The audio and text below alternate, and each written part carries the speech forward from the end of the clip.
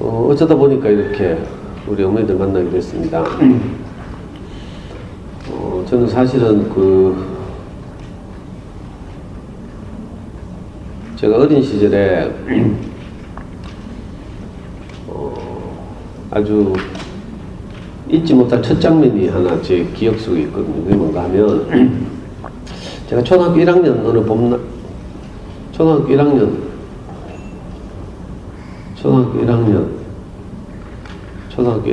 어느 봄날이었는데요. 초등학교 뒤에 잘 들려요? 네. 저만 불편해요? 네.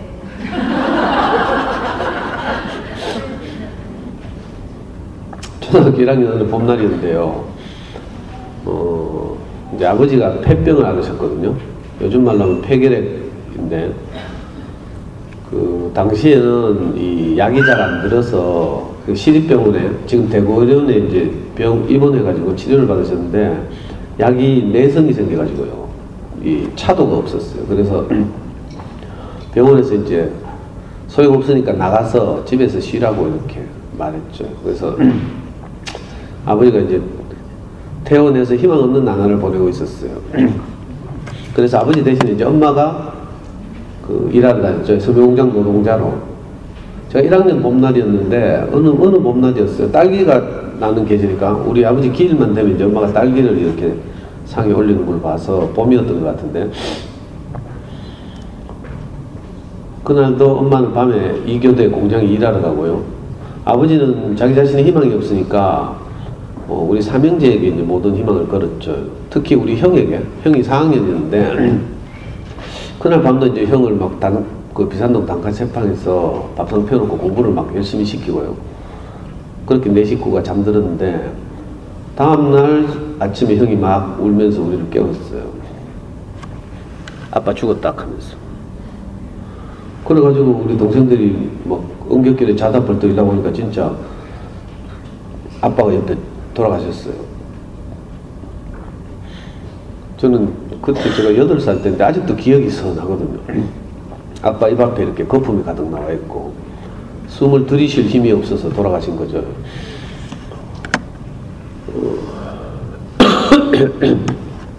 그날 이후로 이제 저는 제대로 양육을 받지 못하고 방치되다시피 했어요. 엄마 혼자서 이제 공장에 일하다니면서 삼형제를 키워야 하니까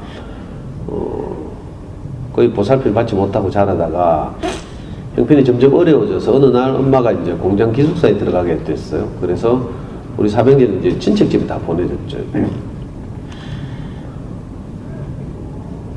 각각 다른 친척집에 우리 형제들이 하나씩 가게 됐는데, 그래서 이제 저는 친척집을 전전하다가 초등학교를 6군데 돌아다녔어요. 부동산 투기 때문에 돌아다닌 게 아니고, 겨우 이제 초등학교 졸업했고, 우리 사명제는 아무도 중학교 진학을 못했어요. 저는 이제 중고등학교를 공명 다니면서 이제 일하러 다니면서 검정고시를 했거든요. 그래서 어떻게 운이 좋아가지고 검정고시에서 대학을 가긴 갔어요. 또 대학 가서는 내가 대학 가보니까 이상한 사람이 쿠데타를 일으켜가지고 정권을 잡고 있네. 그래서 제가 이제 경대법대를 갔는데, 우리 엄마는 막 사법시험 공부하라고 책도 사주고 이랬는데, 저는 이거 조국의 민주주의가 너무 걱정돼가지고, 공부는 안 하고 운동권 뛰어들어가지고요. 맨날 화염병 던지고 이렇게 세월을 보냈죠. 국가보안법 위반으로 수배받고.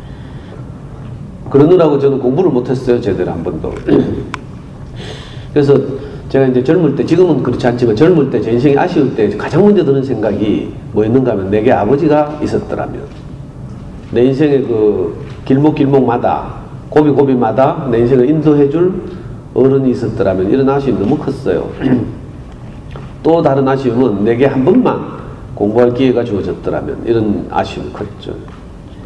근데 저도 몰랐어요. 이렇게 아쉬움이 큰지. 근데 제가 장가 가가지고 애를 낳았잖아.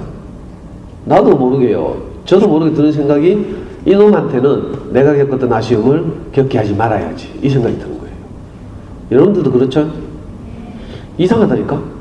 우리가 객관적으로 생각해야 되는데 그렇지 않고, 내 아쉬움을 이놈은 겪게 하지 않아야지. 그래가지고 엄마들 보니까 전부 피아노 보내더라고.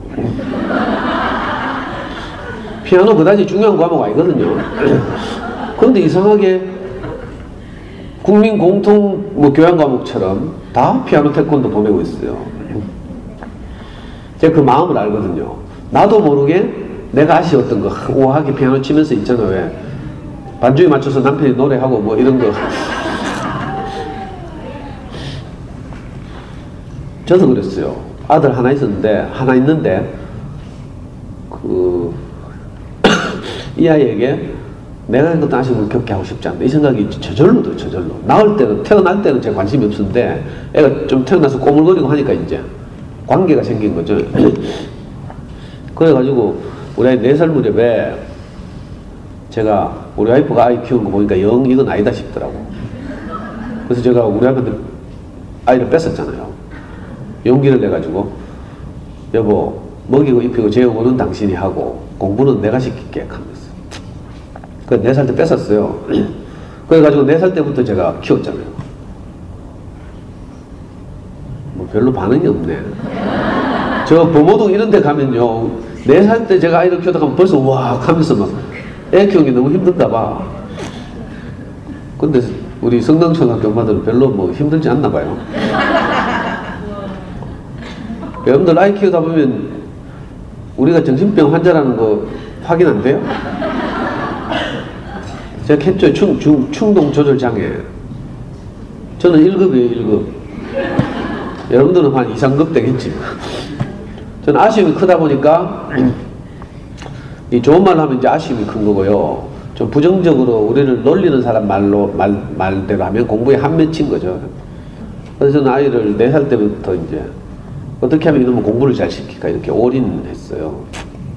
그런 과정에서 저는 진짜로 지금도 사실은 우리 아이가 중요한 자기 그 어려운 문제나 이런 게 있으면 저한테 이제 카톡 오고 이러거든요. 돈이 필요하면 엄마한테 카톡하고 위로와 격려가 필요하면 저한테 카톡하고 이래요.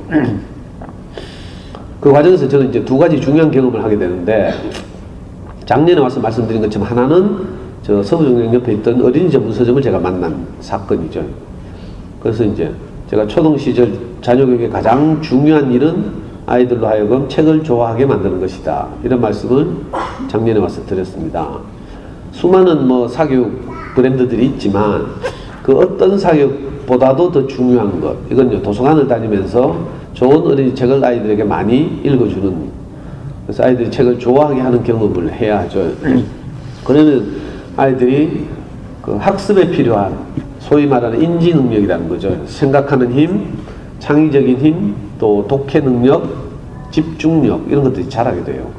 초등학교 시절 이런 게 자라야 나중에 어떤 시기가 돼서 애들이 공부에 대한 동기부여가 됐을 때 또는 의욕이 생겼을 때 제대로 책상에 앉아서 그 버틸 수 있는 거죠.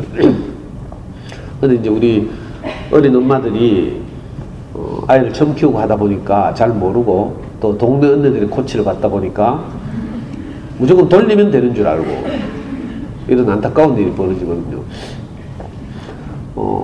2번째 사건은 이제 제가 우리 아이 초등학교 3학년쯤에 그 인터넷 자녀교육 포탈 잠순에 커가는 아이들이라는 사이트가 생긴 거예요.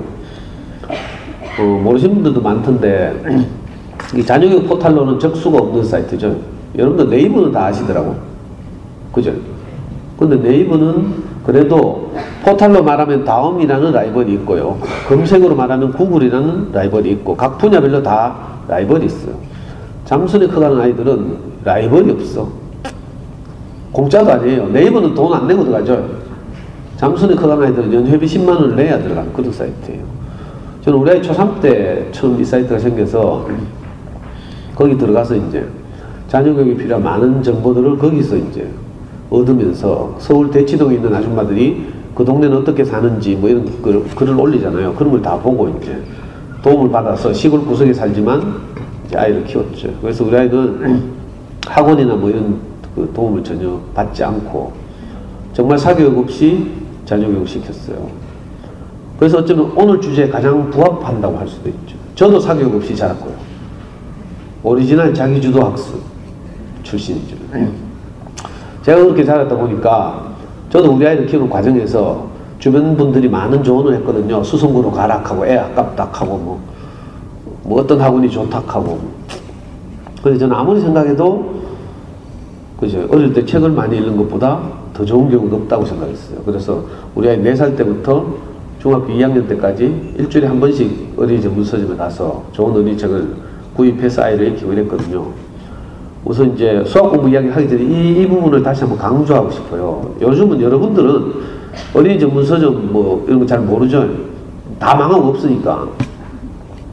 동네에 있는 뭐 어린이 서점 가면 전부 전집 매장이에요, 전집 매장.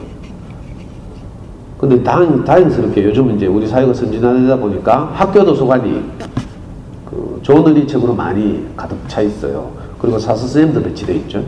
그리고 공공도서관도 이 근처에는 무슨 도서관 있는 거? 볼리도서관? 우리 집 앞에 가면 달서 어린이 도서관이 있어요.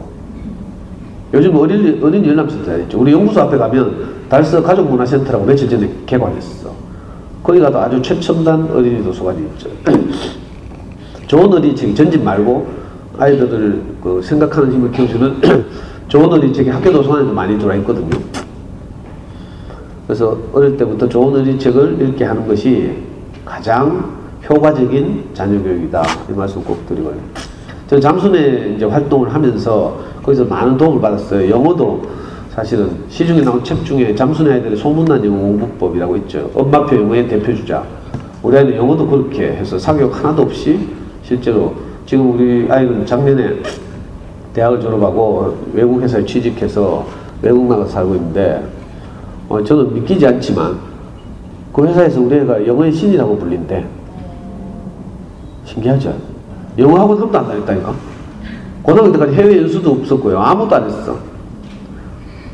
그냥 집에서 DVD 보여주고 옛날 말로 비디오 보고 막 이렇게. 신기하죠? 수능 영어 만점 이거는 기본이고 이 영어 강의를 내년에 또 불러주시면 제가 사교육비를 4천만 원 절약하는 엄마표 영어 공부에 대해서 이번에 화요일날 세천초등학교라고 저 서재 있는데 거기서 영어 공부 강의했잖아요. 방송국에서 촬영했다니까. 교육청과 티브로드 알아요? 남구 달성구일 때 저는 BTV 가입자라서 티브로드 못 보는데 티브로드하고 교육청하고 협약해가지고 엄마들이 좋아하는 이 연수 강사들 있죠. 그 골라가지고 티브로드 촬영해요. 책 읽기 중요성에 대해서 작년에 제가 강의한 것도 티브로드 촬영해가지고 지금 1년 내에 티브로드 가입자 텔레비 틀면 나온다 하더라고. 티브로드 가입자 없어요? 티브로드 이씨. 그럼 여기는 뭐 가입하는데요? 예? KT? KT 올레 TV. 저는 SK BTV. 그래도 좀 지방 군소 뭡니까 유선 방송 좀 가입해주고 이래야 되는데. 티브로드 틀면 나온대. 저만 나오는 게 돌아가면서. 그 원래 또 촬영했어요. 원래는 영어 공부법, 엄마표 영어 공부에 대해서 어제 말해요. 화요일날. 혹시 티브로드 가입자는 보시기 바라고. 궁금하신 분은요. 작년에 제가 말씀드렸는데 우리 카페 대구 부모교육연구소 들어오시면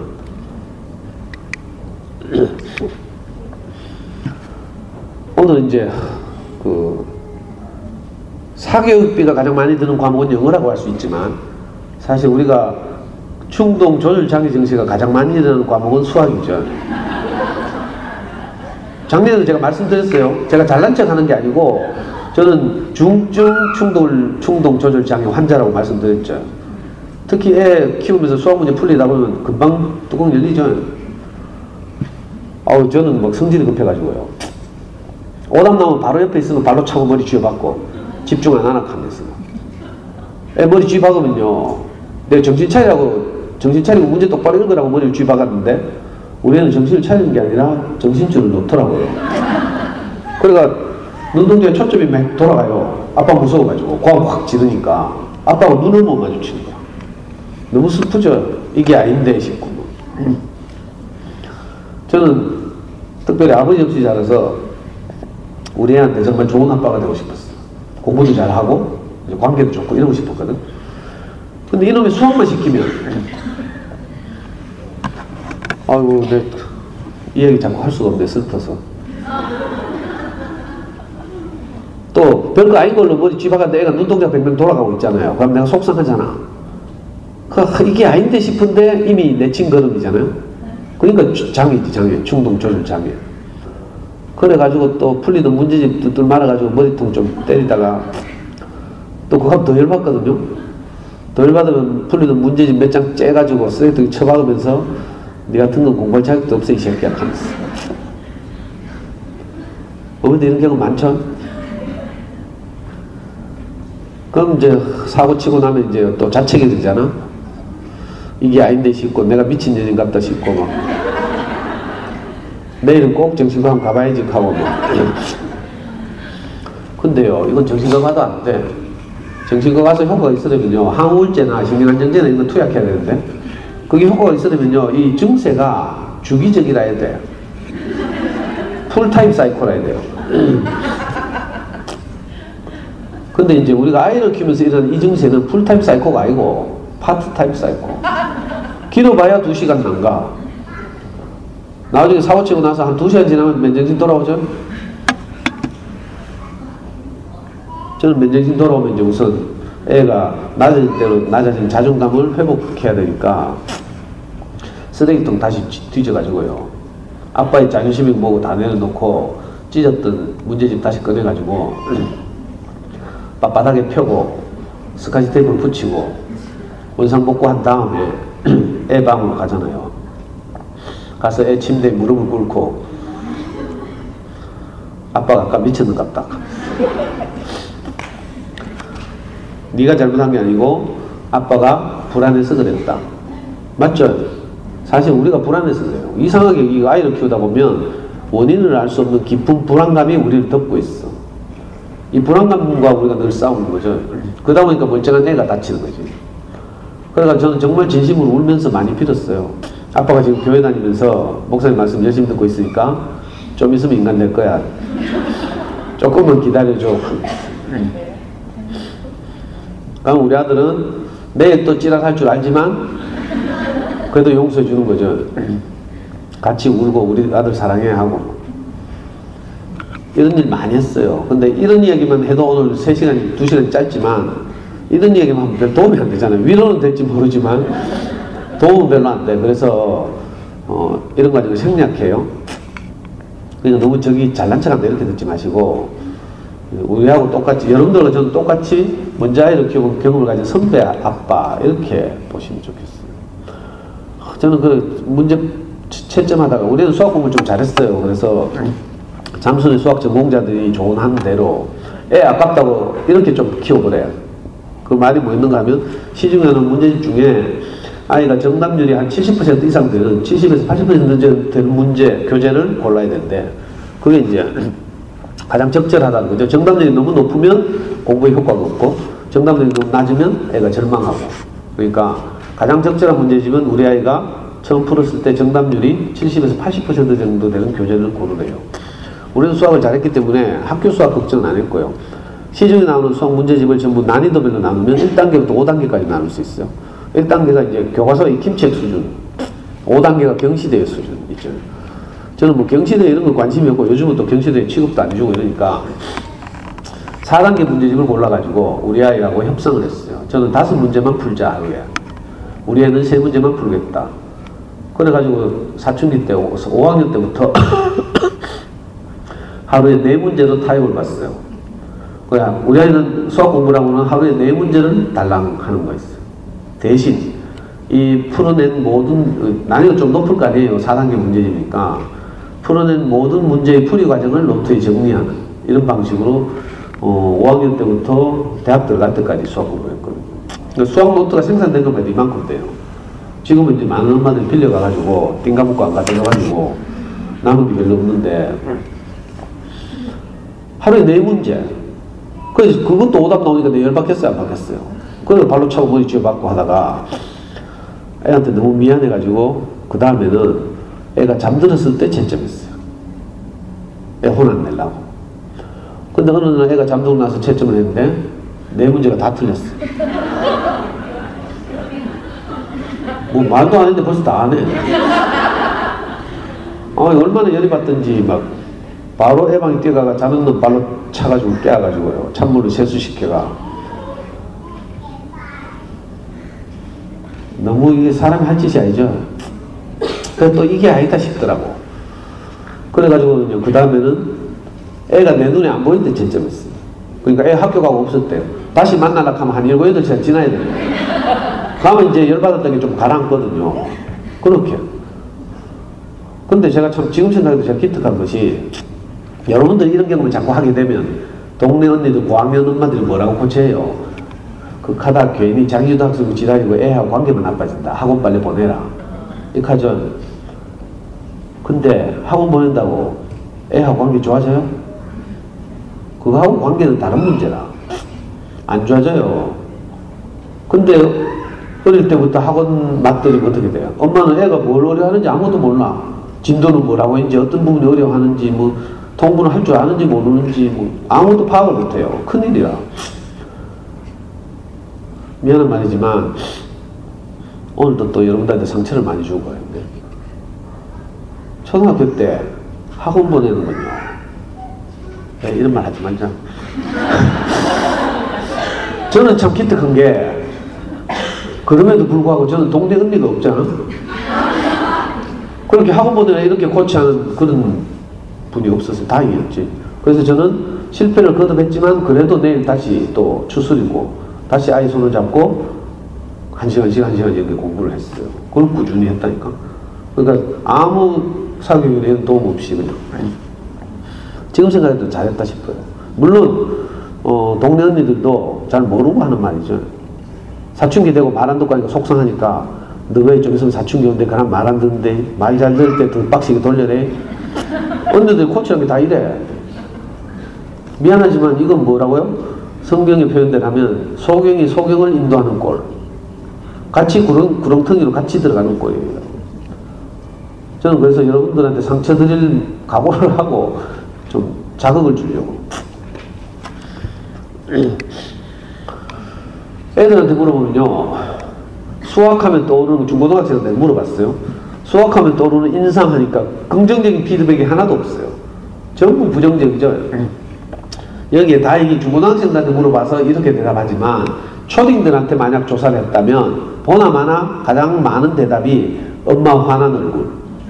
수학하면 딱 떠오르는 게 엄마 화난 얼굴 이거라니까.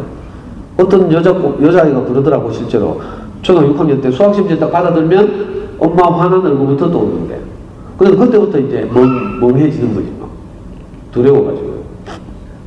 뭐가 좀 이상하죠? 그래서 요즘 입시를 수포자 입시 이렇게 불러요. 우리나라 고등학생들의 58%가 수학을 포기하고 있어요. 근데 어릴 때 그렇게 수학 때문에 우리 장애가 일어날 정도로 애를 잡고 막 이랬잖아. 최선을 다했죠. 학원 보내는데 신경 쓰고 막 이렇게 최선을 다해서 우리가 아이를 키우는데, 이렇게 자란 아이들의 58%는 사실은 수포자가 된다는 거야. 그러니까 초등학교 시절에 차라리 저지대 안 하는 게 더 나을 수도 있어요. 가만히 놔두는 게. 그럼 포기는 안 하지. 보통 제가 많이 본 일반적인 사례가요, 초등학교 3학년 여학생들이 벌써 3학년인데, 초등학교 3학년 여학생 엄마들한테 많이 이렇게 물어요. 엄마 수학 누가 만들었어? 왜 그래? 막 찾아가서 죽이려고. 이미 이 아들은 막 수학에 대한 안 좋은 추억, 트라우마가 많이 이제 생긴 거죠. 그러니까 우리가 많은 경우 뭘 잘못하고 있어요. 언제 수학을 포기했는가 물어봤더니 보여요. 중학교 1, 2학년 때 수학을 제일 많이 포기했대. 그래서 우리 그런가 보다 이렇게 생각하죠. 사춘기가 되고 이러니까. 근데 사실은 좀 제가 생각하기엔 그렇지 않고 이미 데미지를 많이 입었어. 초등학교 시절. 격투기 봐요. 격투기. 저는 UFC 격투기를 굉장히 좋아하는데 가끔씩 보면요, 그 타이틀전은 5라운드 하거든요. 5라운드 하는데 1라운드부터 계속 로킥이라고 해. 상대편 발을 계속 차. 로킥이라고. 로킥. 낮은 쪽에 찬다 이 말이에요. 로킥을 계속 하면요, 저게 무슨 효과가 있을까 싶잖아. 근데 발을 계속 차면 나중에 발이 막 부어올라. 멀겋게 되고 저 뚜꺼진다니까. 그래서 움직임이 둔해지죠. 이걸 계속 맞다 보면 나중에 5라운드에 얼굴 한 대 때리고 쓰러질 거야. 우리 애들이 수학을 포기하는 게 중학교 1, 2학년 때 같지만 사실은 어릴 때부터 수학에 대한 안 좋은 데미지를 계속 입다가 사춘기 딱 오면 때치하고 저 시기 되면 엄마 내 인생 내가 알아서 기억하죠. 이런 경험이 있어야 되는데 중학교 1학년 되면요 우리가 뭐 하늘을 찌르는 자녀교육 정보가 있어도 애가 안 먹혀. 신기하죠. 저도 뭐 우리 애 중학교 때 한 대 펠락하다가 큰일 날 뻔했잖아요. 애 죽을 뻔했어요. 초등학교 때 생각하고 막 한 대 패라고 확 스윙을 했는데 내 주먹이 가다가 애 얼굴 앞에 딱 멈췄어. 나중에 보니까 애 왼쪽 팔목이 내 팔목을 잡고 있더라고. 이 새끼가 아빠가 때리는데 반항하나 하면서 이거는 왼팔로 확 또 때렸거든요. 그런데 이번에 오른팔로 내 팔목을 딱 잡아. 안 놓나 하면서 내가 막 뿌리 시작하니까 일마 이게 마치 LA 경찰이 범인 진압하듯이 나를 벽으로 딱 밀어붙이고 막 울면서 아빠 정신 차려 하면서 이 더 이상 안 먹힌다니까. 그죠? 그러니까 우리 어릴 때 초등 시절에 잘해야 돼요. 여러분들 아이들 어려서 잘 모르겠지만 제가 아주 충격적인 자료를 가지고 왔어요. 뭐 여러분들 뭐 충격 받을지 모르겠지만 이거 보시면 자, 그 고등학교 가면 모의고사라는 걸 쳐요. 알아요? 여러분들 엄마들 같으면 저학년 엄마들은 대부분 그 수능 세대일 텐데 고등학교 가면 그 가장 공식적인 모의고사가 뭔가 하면 교육청 모의고사라고 해서 전국에 있는 교육청들이 연합하고 출제는 주로 서울시 교육청 소속 교사들이 또는 경기도 교육청 교사들이 출제하는 모의고사를 쳐요. 1년에 4번 3월, 6월, 9월, 11월에 모의고사를 치거든요. 수능을 준비하는 거죠. 연습도 하고 모의고사를 치거나 하면 그 결과를 이 연구교사들이 전부 분석해내요. 그 분석한 서울시 교육청 자료를 제가 다운받아 왔어요. 잘 보시면 아유 이거 빨간 이 빔 어디 갔노? 지금 빨간색이 잘 안 보이죠? 슬프네. 아니 이게 2017년 3월에 친 고3 모의고사예요. 이거는 2016년이구나. 2회 연속 3월달에 친 고3 모의고사 성적을, 평균 성적을 분석한 자료를 제가 가지고 왔어요. 잘 보시면, 국어는 약 60점 가까이 되죠? 영어는 55점, 수학은 어때요? 특히 문과 애들의 수학은 평균이 35점이에요. 35점. 그 전에는 어때요? 34점이죠. 요즘은 물수능이라고 해서 문제가 좀 쉬워졌어요. 그래서 평균이 한 34점, 35점이 돼. 우리 애 때는요, 평균이 28점, 어려우면, 아니면 30점 정도 됐어요. 물론 이과는 수학을 좀 하는 애들 가니까 평균점수가 그보다 조금 높아. 하지만 영어나 국어에 비해서 상대적으로 현저하게 낮죠. 이상한 일이라면 저는 아이 키우면서 이걸 발견하고 깜짝 놀랐어요. 이상하죠. 우리가 수학 때문에 사격을 얼마나 해요. 맞죠? 돈은 영어가 많이 들지만 신경이나 이런 건요, 정신 쓰는 건 수학이 훨씬 많이 쓰고 이런데 다 학원본에, 중학교 가면 다 학원본에서 선행학습하고 이런다니까. 그렇게 정성을 들였는데 고등학교 가서 모의고사를 딱 쳐보면 평균이 30점이에요. 30점. 뭔가 이상합니까? 여기서부터 이제 문제의식을 가져야 돼요. 이상하다. 최선을 다해서 우리가 돌리고 학원 보내고 잡고 했는데 고등학교 가서 제대로 된 시험 내신 말고요. 내신이면 뭐 다 8, 90점 맞지. 근데 제대로 된 생각하는 힘을 평가하는 수학시험을 딱 쳐보니까 평균이 30점 정도에 불과하다. 이건 뭘 말해줘요? 중학교 때까지 우리가 헛짓하고 있다. 이런 말이죠. 그래서 실제로 옛날에 99% 중학생이 헛공부하고 있다. 이런 책도 나왔어요. 저는 그 책 너무 신기해가지고 막 구원하고 이랬는데 지금은 절판됐죠. 도서관에 가면 있는데 우리 어릴 때부터 아이들 키우기 위해서 최선을 다하잖아요. 근데 결과적으로 저런 결과를 가져온다는 거죠. 그러니까 수학 공부에 대해서 아직 아예 근본적으로 한번 다시 생각할 필요가 있어요. 별로 충격을 안 받는 것 같아서. 나중에 고등학교 1학년 딱 돼봐요. 지금 애들 어리죠? 아직 별로, 애들 웬만하면 뭐 8, 90점 다 받잖아? 아무리 못해도. 그러니까 별로 뭐 실감이 안 날 거예요. 뭐 무난히 가겠지? 이렇게 생각하죠. 다 그래. 근데 고등학교 가서 첫 모의고사 딱 쳐보면 전부 충격받는 거죠. 이미 늦었죠, 때는.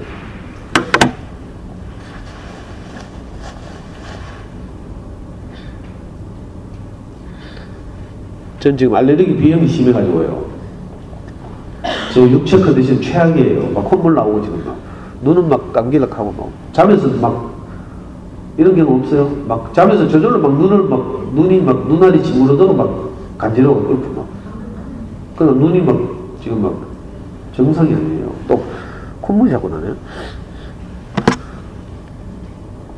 저는 이 자료를 통해서 엄마들이 초등 엄마들이지만 다시 한번 지금 하고 있는 수학 공부에 대해서 근본적으로 한번 생각해보자 이런 취지로 가지고 왔어요. 왜냐하면 아이들은 고등학교 가서 모의고사를 치고 저 결과를 받으면 그때 논란이 늦거든요. 너무 안타까워요.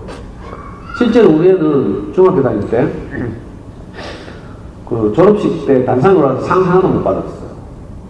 근데 단상에 올라서 상 받은 애들이 있어요. 여학생들. 공학인데 우리 애는 아들이거든요.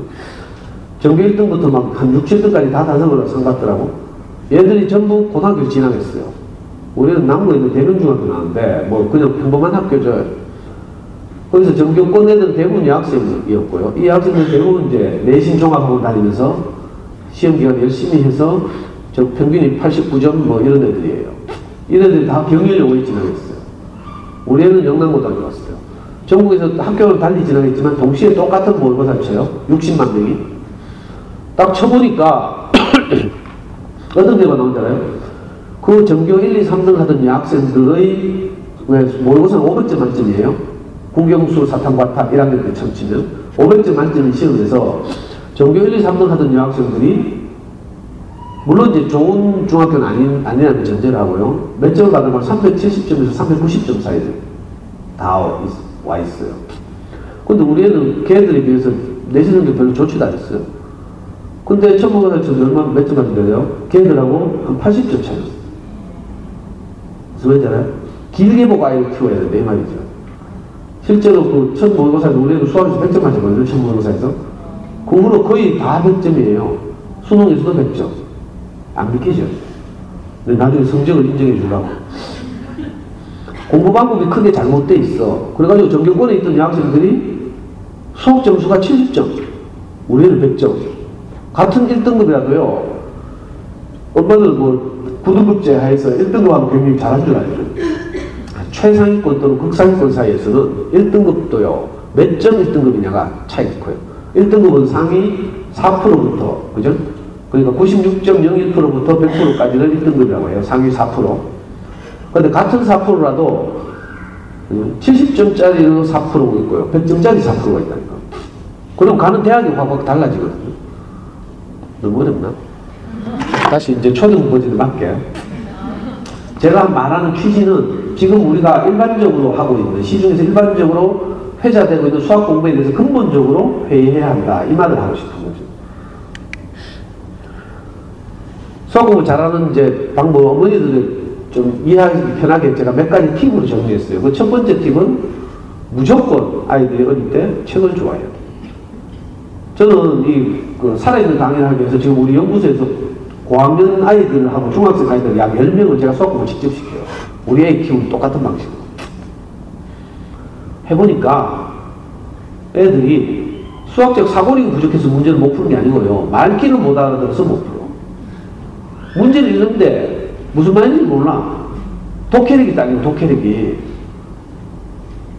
그래서 제가 문제를 해설해주면 그제서야 아악 하면서 들고 간다니까 또. 무슨 말인지 알았어요? 많은 경우에 이제 고학년 되면 알죠. 물론 저학년들도 그렇지 말귀를 못 알아들어가지고 엉뚱한 대답 하잖아요. 그러니까 애들 공부에서 핵심은요. 어릴 때 책을 많이 읽어줘야 돼요. 엄마들이. 초등학교 2학년 어떤 문제 이런 게 나왔어요. 횡단보도에서 노란불이 깜빡이고 있습니다. 어떻게 해야 할까요? 주관식 서술입니다. 많은 애들 답이 뭐잖아요? 엄마 손에 질질 끌려서 새가빠지게 뛰어걷는다. 정답은 뭐예요? 다음 녹색불이 들어올 때까지 안전하게 기다린다. 이거죠. 애들 그 문제를 이해를 못하는 거죠. 문제의 취지, 그죠? 출제자의 의도 이런 걸 몰라서 대부분 틀린 거니까. 저학년은 특히고 있죠. 고학년 되면 이제 말귀를 못 알아듣어. 문제에 대한 독해 능력이 부족해서. 그런 경우가 참 많아요. 그래서 수학 공부를 잘하려고 해도 수학을 잘하려면요 생각하는 힘이 있어야 돼. 근데 이 생각하는 힘을 키우는 가장 좋은 방법은 뭔가 하면 책을 읽는 거죠. 책을 읽으면요, 책이 좀 불친절하거든요. 불친절하기 때문에 자꾸 생각을 해야 돼요. 근데 친절한 책도 있어, 만화책. 만화책은 말풍선도 있고요, 뭐 익살성 표정과 뭐 이런 걸 통해서 내용을 아주 손쉽게 해줘. 그래서 애들이 낄낄거리고 있으면 돼. 그리고 내용이 다 들어오니까. 근데 이제 만화책 말고 일반 책들은 불친절하죠. 저자의 의도, 행간에 줄과 줄 사이에 숨은 의미, 뜻 이런 것도 파악해야 되고, 또 작품의 배경, 그림 이런 걸 종합적으로 고려해야 돼요. 그래서 이거 쉽지 않다니까. 우리도 어른들 책을 읽다 보면 내 옛날 기억도 생각나고 회상이 자꾸 되고 이래서 책을 덮고 좀 쉬기도 하고 이러죠. 이러는 과정에서 아이들이 생각하는 힘이 자랍니다. 그 책 읽기에 가장 좋은 점이 생각하는 힘을 자라게 한다. 그러니까 이런 작업이 없으면 아예 유전자가 좋든지. 근데 우리는 유전자도 바꿀 수 없잖아요. 뱃속에 다시 들어갔다 나올 수도 없고. 그리고 후천적으로 아이들로 하여금 생각하는 힘을 길러줘야 돼요. 그래서 적극적으로 저는 학교 도서관을 적극적으로 활용했으면 좋겠다. 이 말씀을 꼭 드리고요. 작년에 와서 제가 2시간 동안 이 문제에서 떠들었기 때문에 혹시 궁금하신 분은 작년에 제가 성당초등학교 와서 한 강의를 들어보시든지, 그때 엄마들 되게 좋아했거든요. 아니면 원래 다른 학교 가서 하는 강의를 들어보시길 바래요. 우리 다음 카페 때 부모교육연구소 들어가시면 제가 다른 학교에서 영어 공부법, 수학 공부법, 뭐 책 읽기에 대해서 강의한 것들이 거의 한 10년 정도 분량이 올라와 있어요. 참고하시면 좋겠고요. 수학 공부를 잘하기 위해서 먼저 초등학교 때 아이들이 책을 좋아하도록 어찌하든지 만들어야 한다. 제가 우리 아이 데리고 다녔던 어린이 서점이에요. 송현동 저 서부중경 근처에 있었던. 우리 와이프가 처음에 퇴근하고 오다가 저 차창동, 버스 차창동으로 저 서점을 발견해서 저하고 아이를 끌고 갔어요. 우리 아이 4살 때. 근데 가보니까 진짜 좋은 어린이책이 많은 거라. 세계적인 어린이책들, 그림책들이. 그래서 저는 아이들 데리고 일주일에 한 번씩 12년 동안 중학교 2학년 때까지 저 서점을 다녔어요. 근데 도서관이 잘 안 돼 있었거든요. 좋은 어린이책이 잘 없고 이래가지고. 그래서 책 사는데 돈이 많이 들었는데 요즘 여러분들은 책 구입비 안 들죠. 도서관 잘 돼 있고 이래가지고. 그리고 웬만한 아파트는 또 아파트 도서관도 다 있어요. 우리 연구소 주변 아파트 도서관에서 저를 불러서 특강을 막 하잖아요. 3번 연속 특강, 책 읽기, 수학 공부, 영어 공부. 그러면 막 엄마도 굉장히 많이 와요. 아파트 도서관에. 여기도 이거 뭐 있다, 무슨 아파트다. 성당 포스코? 여기 성당 포스코 많이 살아요? 네. 아파트 도서관 있어요? 네. 없어요? 있어요. 아파트 도서관에 봉사하는 분 있어요? 아, 한 분 계시네. 나중에 한번 추진해봐요. 아파트 도서관에 저를 불러서 방학 때 좀 그냥 무료로 강의해요. 무료로. 왜냐하면 엄마들은 아이 키우기 너무 답답해가지고. 저도 사실은 몰랐거든요. 근데 아이를 키우다가 많은 우리 사회의 도움을 받았어요. 잠수내의 도움도 받고 어린이 서점의 도움도 받고 이래가지고. 너무 안타까워서 어릴 때부터 좀 제대로 된 자녀 교육을 했으면 좋겠다 싶어서 아파트 도서관이랑 보통 3번 연속 강의하거든요. 그래서 어릴수록 엄마들이 어릴 때 이제 좀 그 개념을 잘 잡고 아이를 키우고 쓰잘데기 없는 짓을 안 하게 되죠. 고작질. 이거 인증샷. 우리 초등학교 5학년 어린이날요. 많은 집들이 놀이공원 가죠. 어린이날. 우리는 우리의 5학년 어린이날 어린 서점 갔어요. 그랬더니 저 서점에서 이벤트, 가족 사진 찍어주는 이벤트. 그 당시에는 디카도 없던 시절이에요. 그래서 폴라로이드 카메라로 가족 사진 찍어준다 하니까 우리 와이프 놀래가지고 갑자기 연출하는 쇼. 평소에는 쟤 미워가지고요. 막 커피 태우라고 하면 진하게 태워주고 빨리 죽으라고 막 이렇게 해주고. 애는 쪽팔린다고 지금 머리 쳐박고 있고. 근데 제가 지금 생각해도 우리 애는 영남고를 다닐 때 수학 천재라는 소리 들었거든요. 진짜로. 근데 진짜 천재가 아니고 제가 잘 키운 거지. 어릴 때부터 수학 우수권을 제대로 잡아가지고요. 아니 어느 날 국회에서 영재교육법이 통과돼가지고 교육청 영재를 뽑는데 지금은 다 알죠? 4학년부터 남부교육청, 우리 남부달서구 산하 관리하는 교육지원청이 남부교육지원청이에요. 남부교육지원청에서 해마다 1월달 되면 시험을 쳐. 그래가지고 60명 뽑죠. 처음에는 60명 뽑고 그 다음에 이제 결혼을 보충하려 된다고 탈락한 애들하고 20명을 다시 뽑아. 학교 대표를 한 학급당 0.5명씩 그래서 학교에서 수학 잘하는 애 보내잖아요. 그래가지고 그 영재교육을 선발을 하는데 우리 중학교 2학년 때요. 영재교육부가 처음 통과됐어. 그래서 남부 교육청 산하에 있는 중학교 학생, 중학교 2학년 학생 15,000명을 대상으로 20명을 뽑는 시험을 쳤다니까. 그래서 우리 아이 학교에서도 대표를 뽑는다고. 아무나 보내면 또 엄마들 지랄하잖아. 그래서 선생님들이 그 구설에 안 시달리라고 예선을 해, 학교마다. 아무나 하는 게 아니고 그 학교에서 공부 좀 하는 애들 한 20, 30명 모아다가 보통 기말고사 문제 말고 심화된 문제를 출제하죠. 그랬더니 전교 1, 2, 3등 하는 여학생들은 다 30점 미만. 근데 전교권에 없는 우리 애들하고 저 앞산에 할매칼국수집 손자하고 둘이 그 할매칼국수집 손자 50몇 점, 우리 애 70몇 점. 1등 했잖아요. 그러니까 대표가 남부교육청 갔잖아. 15,000명 중에서 20명 뽑는 시험이 됐어요. 학원 한 번 안 다니다니까? 내가 시킨 대로 아까 캡처 하다가 막 발로 차고 막 문제 때리고. 근데 제가 지금 생각해 보니까요. 지금 우리가 28이에요. 지금 생각해 보니까 그때 4살 때부터 중학교 2학년 때까지 매주 한 번씩 정말 천재지변이 없는 한 제가 매주 한 번씩 어디에 선생님을 갔거든요. 갈 때마다 어릴 때는 이제 그림책이죠. 그림책을 7권에서 15권 사이를 늘 사왔어요. 한 10만원 정도 일주일에 투자해가지고. 그 대신 다른 사교육비 하나도 안 들었으니까. 그래서 집에 와서 읽어주고 또 다 읽으면 또 다시 가서 사고 이렇게. 제가 샀던 우리 좋은 어린이집 때 우리 집에 가득 있었는데 제가 강의하다 보니까 엄마들 우리 집에 놀러 와가지고 그걸 다 반값에 사갔대. 그러니까 저는 반 먼저 뽑았어요.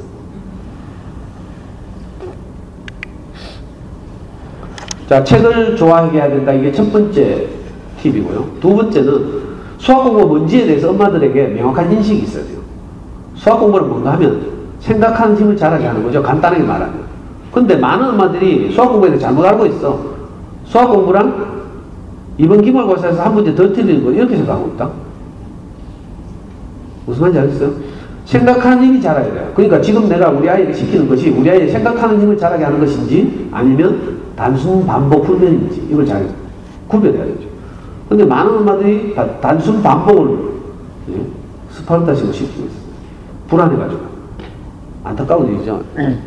수학 공부에, 이건 제가 정한 게 아니고요. 진짜 유명한 수학 교육학자, 헝가리가 폴란드에 유명한 폴리아라는 교수가 있어요. 네이버 검색해봐요. 폴리아. 수학교육의 그 세계적 대가죠. 이분이 수학 그 교육학자들 대회에서 주창한 거예요. 수학교육 목표는 우리 아이들 하여금 주어진 문제를 해결하고 그 문제를 논리적으로 설명하는 것이다. 이걸 제가 간단하게 초등 버전으로 번역해서 생각하는 힘을 기르는 것이다. 이렇게 말한 거예요. 실제로 대학을 가게 되면 이과에서는 수학을 잘하는 아이들이 가는 이과에서는 구술 면접이라는 걸 해요. 본고사가 없기 때문에 구술 면접이라는 걸 하는데 대부분 어떻게 하는 줄 알아요? 면접장에서 한 20분 전에 프린트된 문제를 한 두세 문제 줘요. 그리고 아이들이 대기하면서 20분 정도 그 문제를 풀도록 해. 그런 다음에 면접장 들어가면 교수님 세 분이 앉아있고 칠판이 하나 있어요. 이 칠판에다가 방금 네가 푼 문제를 설명해 보라고 해요. 설명하죠. 논리적으로 설명해야 돼요. 그러면 중간중간에 교수들이 질문하거나 태클을 거는 거야. 그렇게 생각하지 말고 다른 방법은 없는가? 이렇게 물어보거나. 왜 그렇게 생각했어? 이렇게 묻거나 이러는 거죠. 근데 이런 습관이 안 돼 있으면 맨날 뭐 단순 반복이나 하고 있다 보면 니 왜 이렇게 했는데? 하면 애들 대답을 못 해. 지금도 제가 애들하고 수업 공부한다고 했죠. 어제도 5학년짜리 하나 먹었어. 어떤 문제가 나왔는가 하면요. 9분의 1 더하기 3분의 1을 하는 이제 풀이 과정을 그 수학 교과서에서 이렇게 적어놨어요. 9분의 1 더하기 3분의 1. 통분해야 되죠. 분모가 다르기 때문에. 9분의 1은 그대로 두고 최소 공배수 부로 통분하는 거예요. 그럼 3분의 1을 9분의 3이라고 해야 되죠. 근데 3분의 1을 9분의 1이라고 잘못 통분한 거야. 그래서 계산표가 다르게 나왔죠. 이걸 주고 왜 이 친구가 잘못 틀렸는지를 이야기해 보라는 거야. 그 교과서에 나오는 문제예요. 왜 잘못했는가 하면 통분을 할 때는 분모가 서로 다른 두 분수를 통분할 때는 분모의 곱한수를 분자에도 곱해야 되죠. 근데 3에다가 3을 곱해서 9를 만들었는데 3분의 1의 분자 1에는 3을 안 곱한 거라. 이게 잘못됐죠. 잘못됐다는 거 다 알아. 근데 이걸 말로 설명을 못해요. 그래서 엉뚱한 대답을 자꾸 적어놔요. 그 자고 성공에 대한 애들은 저한테 맨날 이런 잔소리 듣죠.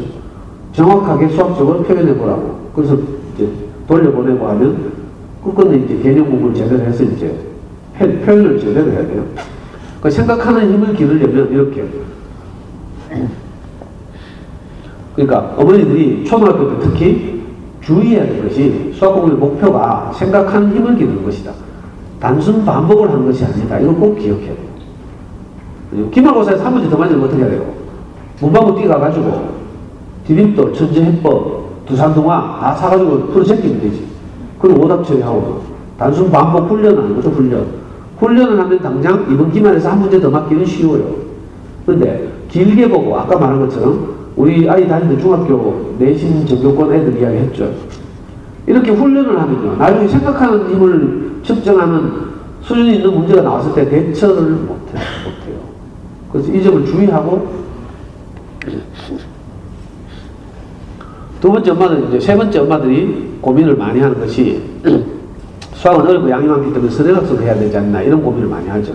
그래서 깜짝 놀라서 이번에 우리 수성구에 있던 보문초등학교 다니는 아이가 너무 집이 멀어가지고 우리 연구소에서 계속 이제 수학 공부를 하다가 왔다 갔다 하는 시간이 너무 많아서 보문초등학교 다니니까 어쩔 수 없이 이제 우리가 보냈어요. 얘는 길거리에 뿌리는 시간이 너무 많으니까 학교 근처에 있는 수학원 한번 알아봐라 이랬어요. 그래서 학교 근처에 보문초등학교 근처에 수학원을 갔더니 우리 5학년이에요. 이 애는 우리 연구소에서는 지금 자기 학년의 공부를 하고 있어. 근데 그 학원을 가니까 어때요? 중학교 2학년 걸 하고 있어. 그래가지고 학원에서 뭐라 하는 줄 알아요? 과외를 붙여가지고 진도를 빨리 뺀 다음 다시 오십시오. 가능하죠. 이게 이제 일반적인 현실이죠. 교육적으로 교육 환경이 좋다고 생각되는 학원 인프라가 많이 구축되어 있는 동네의 일반적인 현상이에요. 선행학습. 그래서 우리가 걱정이 많이 되죠. 선행학습 해야 되는 거 아닌가 이런 생각이 많이 들죠. 그래서 뭐 중학생의 70%가 선행학습을 하고 있대요.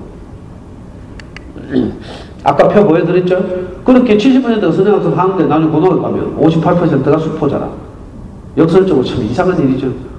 너무 열심히 해서 좀 수포자가 될지도 몰라요. 이 장면 기억나시는지 모르겠네.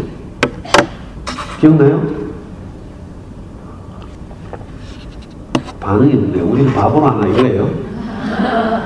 몇 년 전에 알파고하고 우리나라 이세돌하고 세계의 대결 펼쳤죠. 5번기 5번 시합을 했잖아요.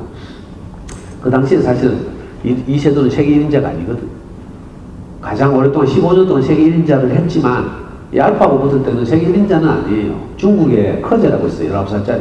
걔가 세계 1인자인데 이제 워낙 오랫동안 세계 1인자였기 때문에 이세돌을 상징적으로 구글에서 택한 거죠.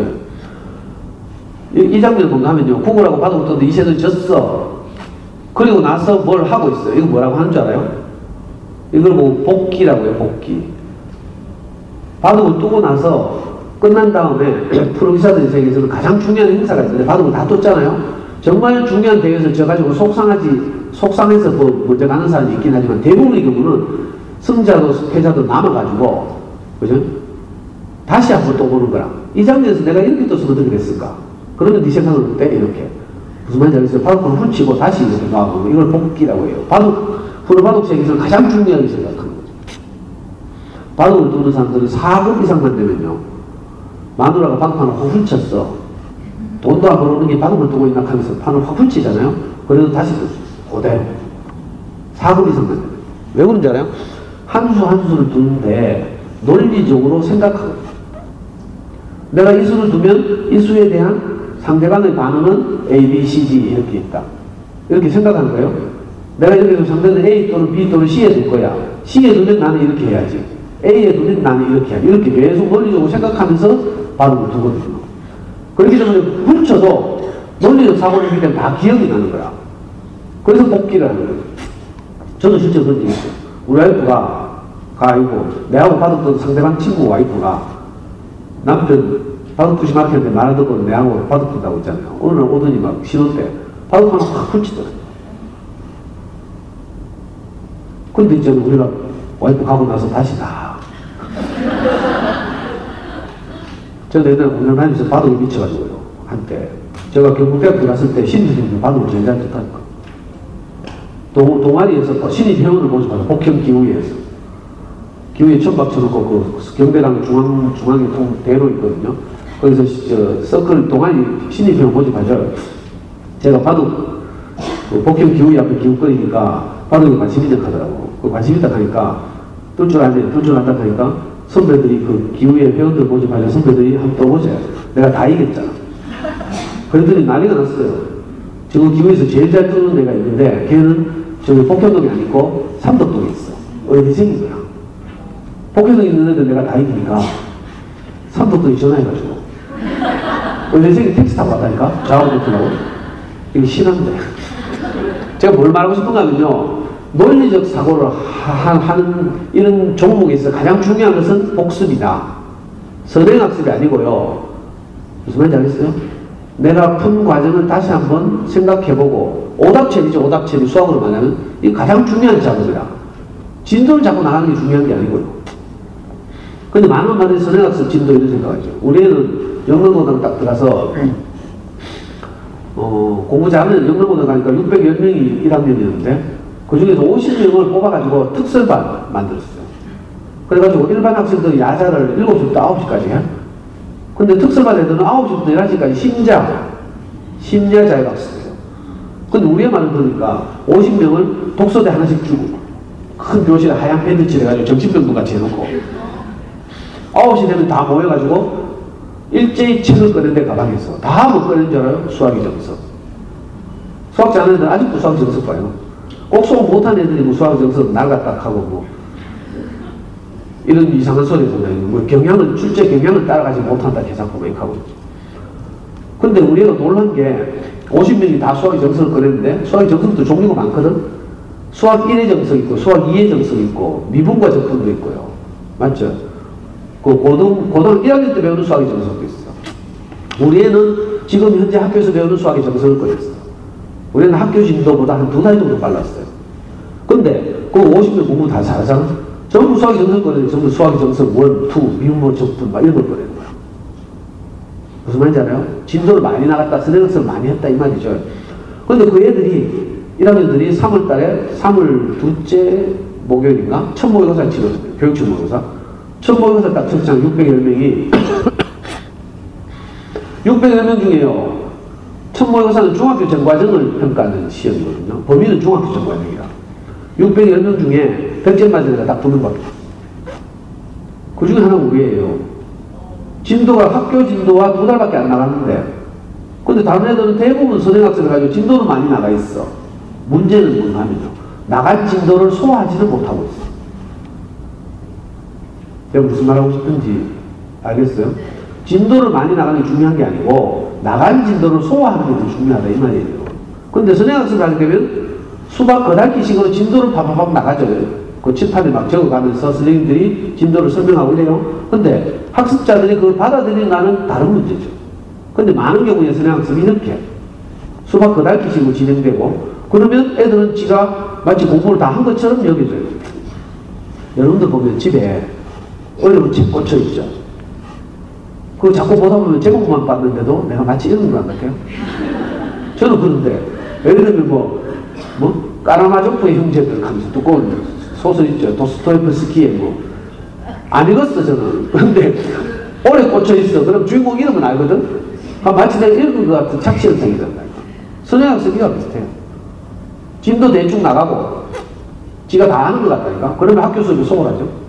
그래서 선행학습 이런 거 너무 두려워하면 안 되고요. 오히려 복습을 중요하게 생각해요. 아이들이 학교에서 뭘 배웠는지 집에 돌아가면 그걸 확인하고 이런 거예요. 그리고 많은 엄마들이 선행학습을 하는 이유 중에 하나가 두려워서 그렇죠. 혹시 처지면 다시는 못 따라갈 것 같은 느낌이 들죠. 물론 처지면 이제 안 처지는 것보다 훨씬 어려운데 그렇다고 해도 꼭 그런 건 아니에요. 왜냐하면 초등학교 되면 수학의 양을요 도표로 나타내면 요 정도예요. 한 칸. 초등학교 6년 동안 배운 거 다 두드려 합쳐도. 근데 고등학교 자연계 가면 수학 공부 양이 얼마인 줄 알아요? 19칸. 그러니까 아이들이 고등 가서 수학 공부를 할 양에 비하면 초등학교 6년 동안의 양은 아무것도 아닌 거지. 우리가 초등학교 아이들 키울 때는 두렵지만 사실 객관적으로 보면요. 초등학교 수학은 아무것도 아니에요. 별거 없어. 한 학기에 6단원. 그죠? 그 중에서 뭐 제일 끝단은 거의 버려도 되는 단어, 통계 이런 거. 그래서 기말고사 치고 나면 대충 흐지부지 하잖아요. 통계 그런 거 안 해도 나중에 다 할 수 있거든요. 그래서 실제로는 5단원밖에 안 되고요. 그 5단원도 아주 막 던지게 나가는 거예요. 그래서 혹시 지금 아이들 수학을 두려워하거나 어려워해서 잘 안 되잖아요. 그러면 좀 쉬게 하는 것도 한 방법일 수 있어요. 이미 수학에 대해서 너무 안 좋은 추억이 생겼어. 그래서 수학 만든 놈 찾아가서 죽이고 싶다 하는 애들한테 억지로 계속 돌려봐요. 더 이제 엇박자 나는 거죠. 그런 경우 좀 쉬었다가 초등학교 6학년 겨울방학 이런 때를 이용하면요. 한 달 안에 잡을 수 있어요. 한 달이고 2달 안에 중학교 가기 전에 초등학교 과정의 구멍을 메울 수도 있어요. 애들 동기가 필요하죠. 의지가 필요하죠. 그게 없으면 이제 막 억지로 막 우물가까지 끌고 가지만 물을 먹이기는 어렵거든요. 그래서 너무 막 빡시게 하지 말고 아이들 상태를 봐가면서.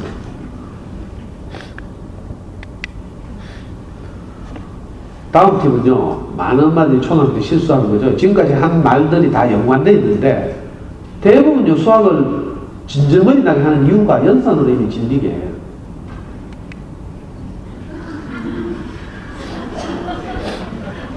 이 정도는 좀 사실은 얌전한 아이의 흔적인데 애들 미치려고 하는 거라 이런 거 맨날 반복시키니까 연산은 질리게 하면 안 돼요. 연산은 초등학교 때는 수학의 많은 부분을 차지하는 중요한 일이긴 하지만 그렇다고 해서 이것 자체가 수학은 아니거든요. 수학을 잘 해내기 위한 그죠? 기본적인 뭐 능력이긴 하지만 그렇다고 해서 수학 자체는 아니에요. 근데 이것 때문에 목숨 걸 필요는 없는 거죠. 애들 좀 잘하다 보면 해결되는 게 많은데 공부다도 그런 데 있잖아요. 2학년 때 공부다 나오나? 근데 어떤 애들 4학년 때도 공부다 잘 못 외우거든. 왜 그런가 하면 아직 덜 자라서 그래도 되고 그죠? 근데 그걸 무리하게 막 억지로 외우게 하다가 수학이 질리는 거죠. 근데 좀 기다려주면 되거든. 많은 엄마들 보니까 우리 와이프도 그런데 뭐 생협에서 물건 주문하잖아요. 도착하잖아 물건. 그럼 물건하고 전표하고 대조하면서 덧셈 다 하더라니까. 연산 잘하죠. 아니 크면 한다니까 저절로. 근데 그걸 꼭 2학년 때 해야 된다고 생각하니까 이제 이게 무리하는 거죠. 왜냐하면 어릴 때는요 이거 몇 달 차이가 커. 우리 애는요 2월생이었어요. 지금은 이제 1월부터 12월까지가 한 텀이죠.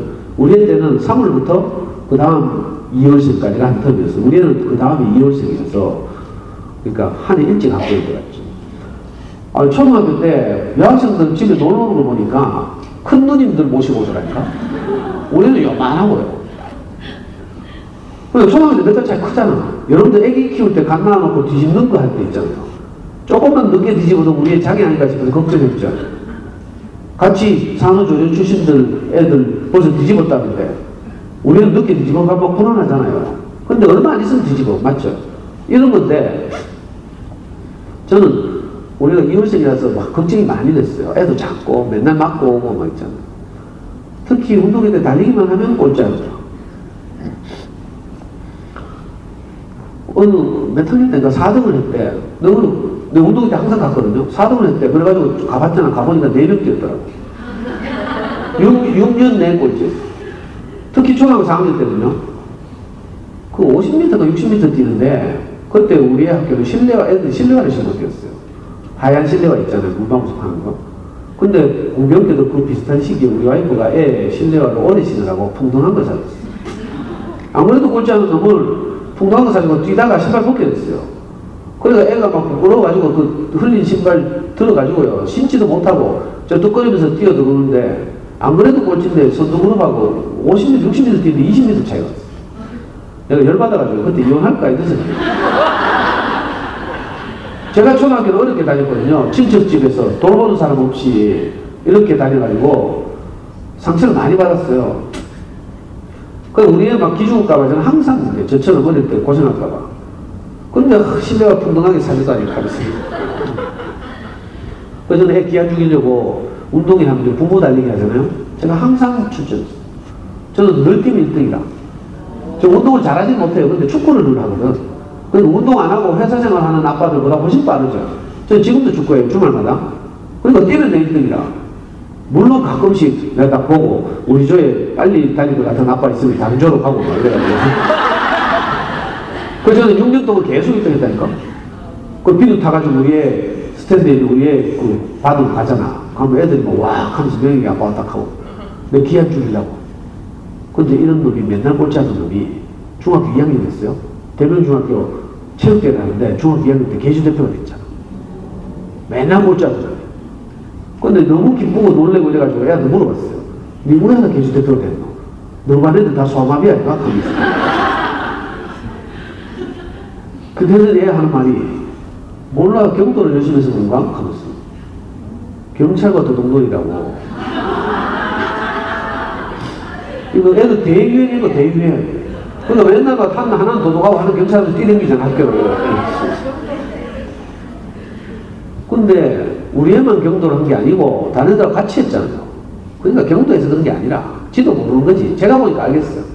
우리 애가 2월생이라서 그 전에 아이들하고 이미 어릴 때는 갭이 컸죠. 근데 점점 크면서 이 갭이 없어진 거라. 어릴 때는 크죠 차이가. 근데 80살 노인하고 81살 노인하고 뭐 큰 차이 나요? 젊을 때는 막 몇 년생인가 따지고 익하지. 맞죠? 그러니까 막 그 전에 이월생이 막 그 앞에 생한테 반말하고 이러고 좀 나쁘고 막 이러잖아요. 그 차이가 크거든. 근데 자라면 갭이 줄어들죠. 신체도 그런데 우리 아이들의 인지 능력 있잖아요. 이것도 똑같아요. 어떤 아이는 뇌가 빨리 발달하는 애가 있고요. 어떤 애는 천천히 발달하죠. 그래서 어떤 애는 공부단을 2학년 때 잘 소화하지만 어떤 애들은 버벅거리고 어려워해. 근데 이거 좀 기다려주면 돼. 근데 대부분 엄마들이 화작질 하는 거라. 또 동료들도 이상하게 말하고. 더 돌려라, 계산하고. 누구는 못하니까 더 빡시게 해야 돼. 못하니까 잘하는 애들 따라가서 더 많이 해야 되잖아? 논리도 그런 듯 하죠. 근데 이게 논리가 그렇다면 사실 비논리라. 왜? 그 아이의 특수성을 고려하지 않은 채 단순 비교하는 거죠. 단순 비교. 비교는 원래 어떻게 해야 되나? 차원이 같아야 하는 거죠. 키와 몸무게는 비교할 수 없잖아요. 아이들은 다 달라요. 문화도 다르고 부모의 어떤 것도 다르고 다 다르죠. 근데 이거 단순 비교하는 건 큰 실수죠. 그래서 소위 말하는 엄친아라는 말 나왔잖아요. 엄마 친구하고 늘 비교하니까. 비교는 어떻게 하는가 하면요. 내 아이의 어제와 내 아이의 오늘을 비교하는 거예요. 차원이 같아져요. 같은 아이가 어떻게 변하고 있는지 비교해야지 완전히 다른 옆집 애하고 단순 비교하는 거 이게 진짜 무식한 짓이죠. 내 아이의 어제와 내 아이의 오늘을 비교하면 항상 우리 아이는 잘하고 있어요. 저는 뭐 진짜 감동적이다 이 생각만 하면. 우리 어릴 때는 막 뭐 하기 싫어가지고 뭐 진짜 서글프고 이랬거든요. 저는 우리 첫 신부름 보낼 때 기억나는데 4살 무렵에 슈퍼에 일부러 훈련시킨다고 1,000원을 주고 신부름 시켰어요. 슈퍼까지 30m거든요. 근데 우리는 막 조심해가지고 있잖아. 소방도로에 차들이 주차되어 있잖아요. 그러니까 차와 담 사이, 벽 사이를 스파이더맨처럼 붙어가지고 쫙 빠져나가지고 슈퍼를 가더라니까. 조심스럽게. 그래가지고 미션을 완수하고 거스름돌을 맞아가지고 돌아오는데 한 30분 걸렸어요. 30분. 이러던 애가요. 나중에 크니까 외국 나가서 생활하잖아. 안 신기해요? 너무 자랑스럽다니까 나는. 애가 전에 군대를 갔다 왔는데 25살 때 군대를 갔다 와서요. 전역하자마자 집으로 안 오고 바로 서울에 있는 부동산 가가지고 지가 복학할 준비를 하더니까 부동산 계약하고 아빠 돈 보내라고 하면서 어릴 때 그 슈퍼 가는데 30분 걸리는 놈이. 이렇게 아이들은 잘하는 거라. 우리 아이들은 잘 자라고 있어요. 좀 기다려주면 돼. 맞죠? 그러니까 우리 같이 약하고 이런 애가 중학생 되니까 방 개주대표 하더라니까. 나중에는 뭐 헬스 해가지고 근육질 이런 데가 있잖아요. 무슨 보충제 하면서 이상한 커다란 통에 막 헬스 할 때 뭐 먹는 거 있죠. 보충제, 알약. 그런 것까지 사가 막 이지랄 쌓고 그랬지. 어릴 때는 유약해가지고 맨날 맞고 혼나고 있잖아요. 막 울고 들어오고 학교 갔다 오면서 망치 없나 하면서 아빠 보고. 지금 속상하다 이 말이지. 그래서 내가 일부러 애 마음 풀어주려고 망치 같이 막 찾아. 우리 집 망치 없거든. 그럼 나중에 제가 이제 애가 좀 어느 정도 안정됐다 싶으면 파리채한테 들고 갈까? 가면. 그래. 그럼 제가 파리채 들고 애 따라가잖아요. 그러다 보면 아까 속삭이던 마음이 다 풀어진다니까. 그렇게 약했어요. 근데 지금 건장은 정리이 돼가지고 외국 생각하고 있다니까. 그러니까 연산 이런 데 너무 목매달지 말라니까. 좀 어려워할 수도 있어요. 답답해 죽겠어. 동네 애들 코치 받아가 또 이런 거 하죠. 참아 무슨 학습자고 내가 말을 못하겠네. 그걸 갈아놨어요. 좀 무슨 학습지. 학습자고 친절하게 적어준다 초식에. 한 바닥 보는데 몇 초 걸리는지 쟤가 이거지. 이게 전형적으로 아이 키우기를 100m 달리기라고 생각하는 거야. 그러니까 한 바닥 보는데 몇 초 걸리니까 재줘요. 기록 재줘요. 처음에는 단축된다 기록이. 그럼 재밌죠. 그래가지고 순진하게가 애들 꼬시키가 막 해. 한 일주일도 안 하면 그때부터 이제 한계가 오죠. 기록 단축이 안 돼. 무슨 말인지 알겠어요? 애들 미치게 하는 거라, 이게 사실은. 처음에는 재밌어서 꼬시키가 하지만,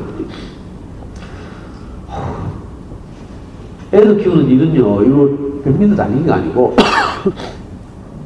장거리죠, 장거리. 긴 레이스. 이번에 보니까, 동계올림픽 잘했어. 동계올림픽 때문에 강의들 잘 써먹잖아요. 쇼트랙 보니까, 빨리 승부가 나죠. 그러니까 애들이 막 미친듯이 막 서로 건드리고 쓰러지고 뒹굴고 막 쇼트랙이잖아요. 트랙도 짧고. 그래가지고 우리나라 그 잘하는 애 최민정인가 막 쓰러지고 막 이러더라고. 근데 조금만 레이스가 길어도 스피드 스케이팅 출발하는 거 봤어요?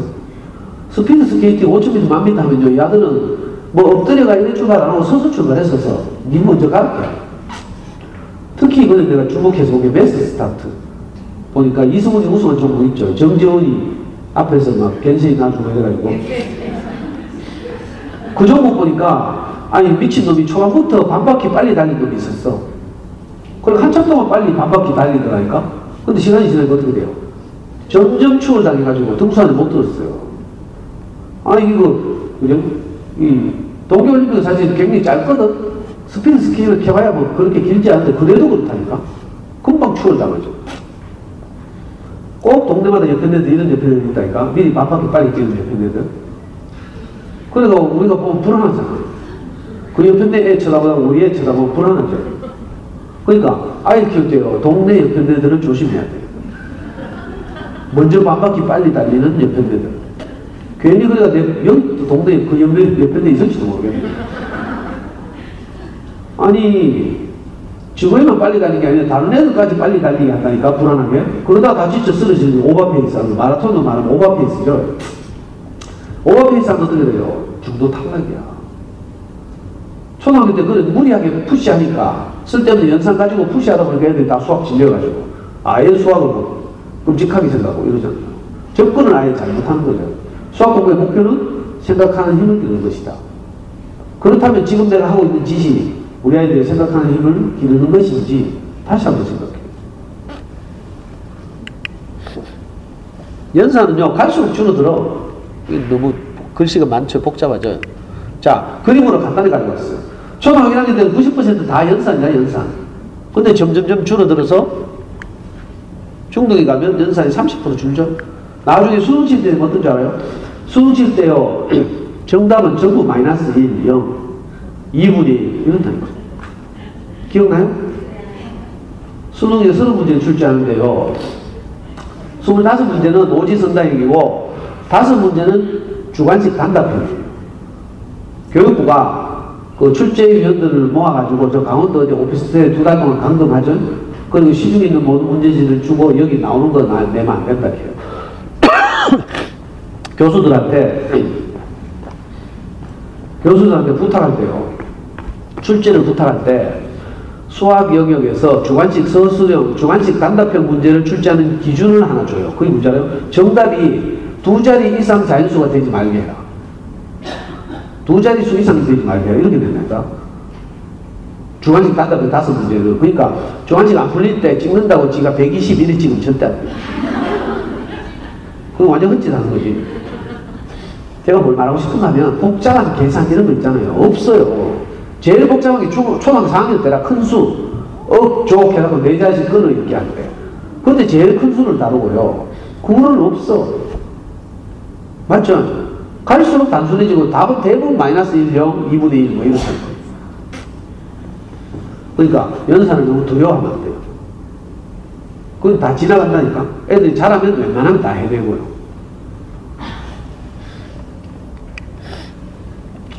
초등학교 저학년 때 어떻게 하면 되는가 하면, 아까 말한 뭐 이상한 거 있잖아요. 막 연필과 종이로 해가 막 애들 신경질 나가지고 막 너무 단순 반복하니까 지겨워하는 그런 식으로 연필과 종이로만 수학 공부를 한다고 생각하면 안 되고요. 구체물과 퍼즐, 장난감 이런 걸로 접근하도록. 초등학교 1학년 들어가면 5를 만드는 작업하죠. 수 모으기, 수 가르기 이런 거 하죠. 연필과 종이로 4-1, 뭐 2-3 이거 맨날 하잖아. 그렇게 하지 말고요. 할리갈리 사가지고 매일 게임하라니까. 할리갈리 클래식 알아요? 알긴 다 하는구나. 할리갈리 하면 저 과일, 인쇄돼 있죠, 과일. 서로 이렇게 넘기다가 과일의 합이, 오픈된 과일이, 똑같은 과일의 합이 5가 되면 먼저 종을 치고 카드를 다 뺏어가는 거라. 저는 저거, 엄마들이 저를 초대하면, 그 집 꼬마들, 한 3년 꼬마들 어쩌 게임 많이 하거든요. 애들이 얼마나 재밌었는지 몰라. 3, 4학년. 저는 절대 안 쳐주거든. 우리는 뭐, 하여튼, 저는 축구를 해도요, 지금 우리 교회 조카들하고 막 초딩, 중딩하고 축구해도 절대 안 줘요. 승부수에 있는 관계에서. 그 엄마는 지금 초대받아가도 그 집 꼬마하고 내가 할리갈리에서 싸우잖아. 반칙이다 하면서. 애들 정말 재밌었다니까. 저거 하면 그러니까 엄마, 아빠, 애기 앉아가지고 할리갈리 하면요. 저절로 수 나누기, 수 모으기가 다 해결된다니까. 예를 들면 이런 식이죠. 그러니까 꼭 연필과 종이로만 수학 공부를 한다고 생각하면 안 돼. 옛날에 우리가 던킨 도너츠 이런 데서 행사하더라, 행사. 도너츠 사면 할리갈리 주고 뭐 이런 거. 아니면 문방구 사든지.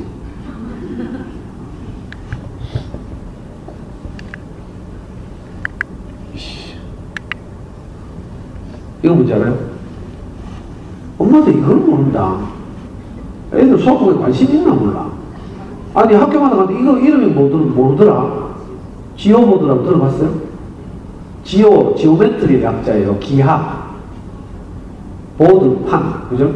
문방구 팔죠. 이거 초등 2학년 교과서에 나오는 거잖아요. 지오보드에 고무줄 걸어가지고 여러 가지 도형을 만들어 나오는 건데. 이거 유명한 단어거든요. 도형의 넓이에 대해서 이해하거나 이럴 때 이 지오보드 작업을 해보면 아주 쉬워요. 삼각형의 넓이가 왜 나누기 2를 하는지, 밑배 곱하기 높이 나누기 2를 왜 하는지 지오보드 고무줄 걸어보면 알잖아. 사각형이 절반이니까 삼각형 밑배고 높이는 사각형 가로가 세로죠? 말을 알아듣나 모르겠네. 그래서 나누기 2를 한다고 절반이니까. 근데 애들은요 이걸 이해를 못하니까 뭐라고요? 계속 물어. 삼각형 넓이 그런 공식 뭐예요? 이렇게 하고 있다. 우리 저하고 같이 공부하는 애도 맨날 물어요. 녹디들은. 그럼 내가 칠판에 늘 보여주잖아. 삼각형 넓이를 왜 나누기를 하는 줄 아나? 하면서 사각형을 그려가지고 삼각형이 절반이, 사각형이 절반이 삼각형이지? 사각형의 넓이는 가로 곱하기 세로제? 그래서 나누기를 하는 거잖아, 이렇게. 공식 생각 안 나면 원리를 알게 되거든요. 사다리꼴도 마찬가지고 평행사변도 마찬가지예요.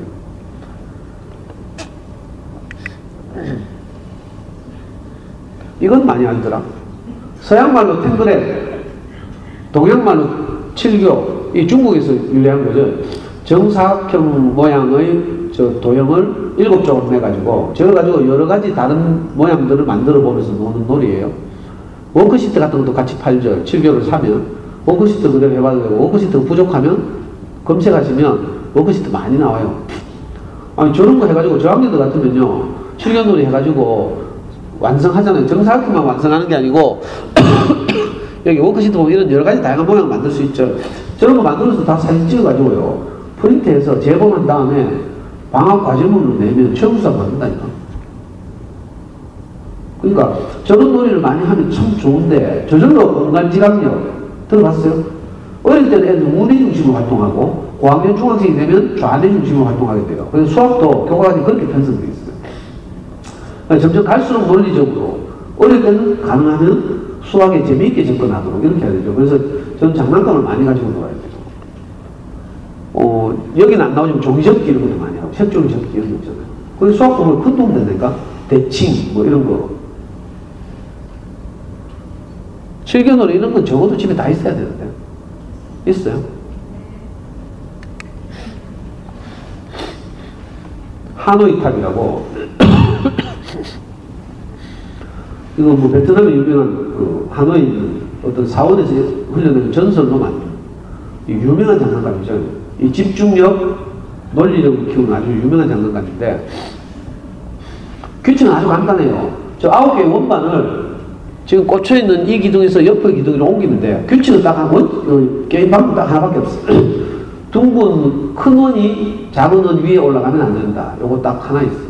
그러니까 옮겨서 요걸 요리 옮기기를 한다면 요걸 이용하는 거죠. 요 작은 걸 여기다 놓고 빨간 걸 요리 옮기고 작은 걸 요리 옮겨야 두 개를 옮긴 거죠. 무슨 말인지 알겠어요? 큰 원반이 절대로 작은 원반 위로 올라가면 안 돼. 이 규칙 딱 하나 있어요. 근데요, 이 9개를 이리 옮기려고 하면 머리 터진다니까. 쥐나 쥐. 그래서 처음에 저학년들 같은 경우에 저런 거 한 5개 가지고 9개 다 시키지 말고 처음에 3개 가지고 하고 5개 가지고 하고 익숙해지면 9개 가지고. 애들이 하면 얼마나 기가 막히게 막 완전히 기계처럼 보게 되니까 원리를 터득하거나. 저기 지능개발이 굉장히 좋죠. 제가 옛날에 영화를 하나 봤는데 혹성탈출이라고. 유인원이 지능이 너무 발달해 인간하고 싸우는 혹성탈출 시리즈 알아요? 거기 보니까 그 우주과학자, 나사의 우주과학자들이 그 유인원 이름이 침팬지인가? 침팬지 맞아요? 침팬지들을 이렇게 우리에 가둬놓고 지능개발을 시키잖아. 그 우주과학자들이. 거기 보면요, 침팬지가 하노이탑을 한다니까. 와, 내가 깜짝 놀랐잖아. 편집이 아니야. 침팬지 훈련을 받아가지고 정말 기계적으로 저걸 잡으고요. 그리고 애들 너무 머리가 좋아져가 인간한테 대들잖아. 지금도 계속 나오죠. 혹성탈출 시리즈 계속 나오는데. 그러니까 저 하노이탑이 얼마나 집중력이나 지능개발을 하면 좋은 동가를 보여주는 거예요. 다빈치 코드. 이건 우리나라에서 개발했어. 우리나라의 어떤 득보잡 회사에서.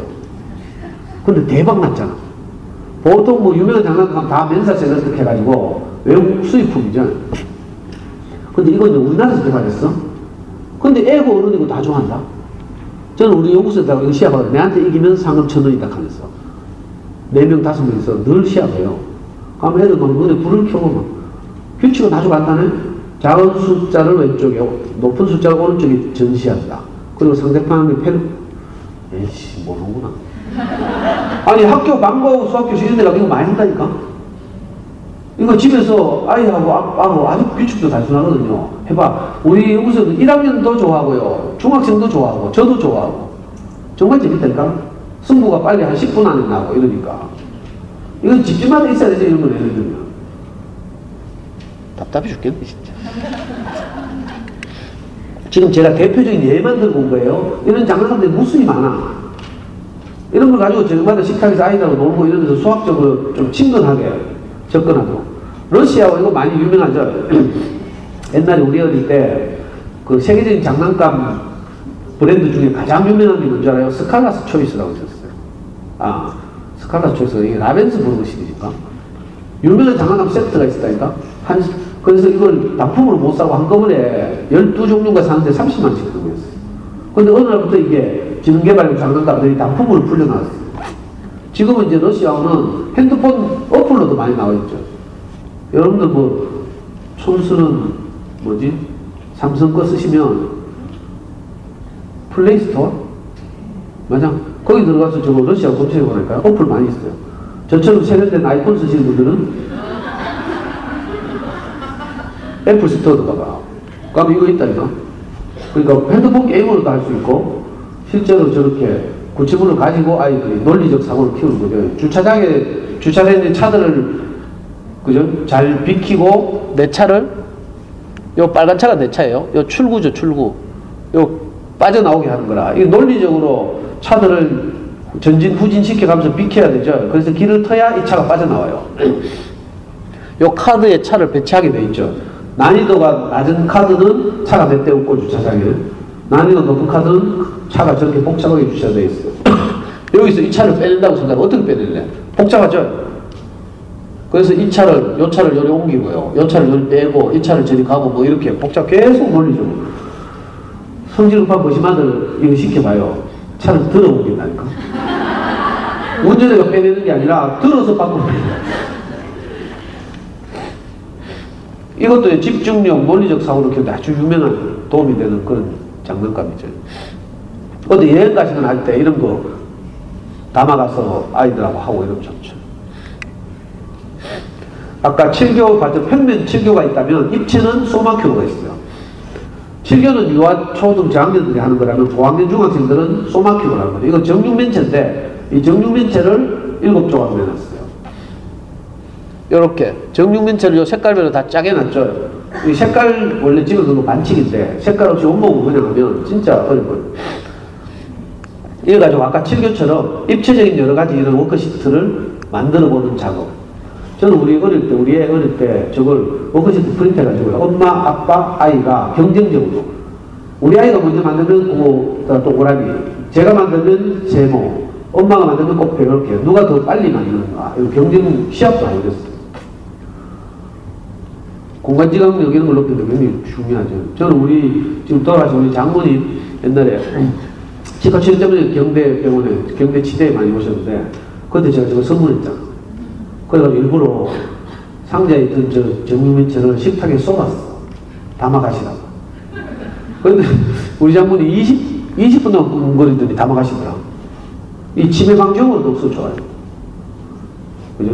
통에서 엎어놓고 요 상자에 들어서 팔거든요. 엎어놓으면 이거 다시 이렇게 정육면체 만드는데 한참 걸린다니까.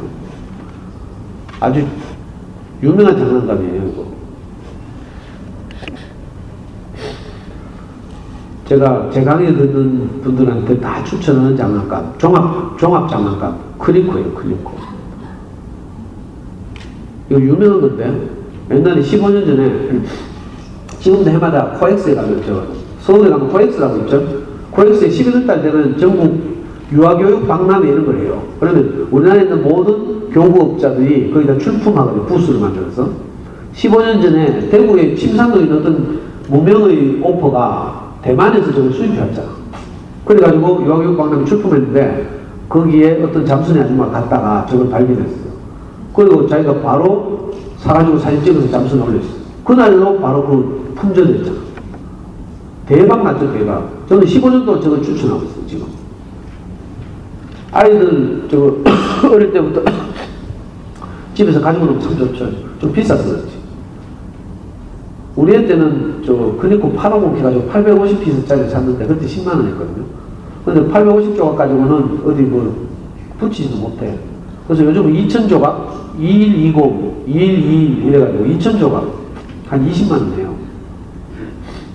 저 가지고 다양하게 가지고 놀 수 있어요. 중학교 1학년 때 보면 수학 교과서에 정다면체 나와요. 인류가 개발한 정다면체는 지금까지 5개가 있다. 인류가 발견한 정사면체, 정육면체, 정8면체도 있나? 정12면체, 정20면체 5개.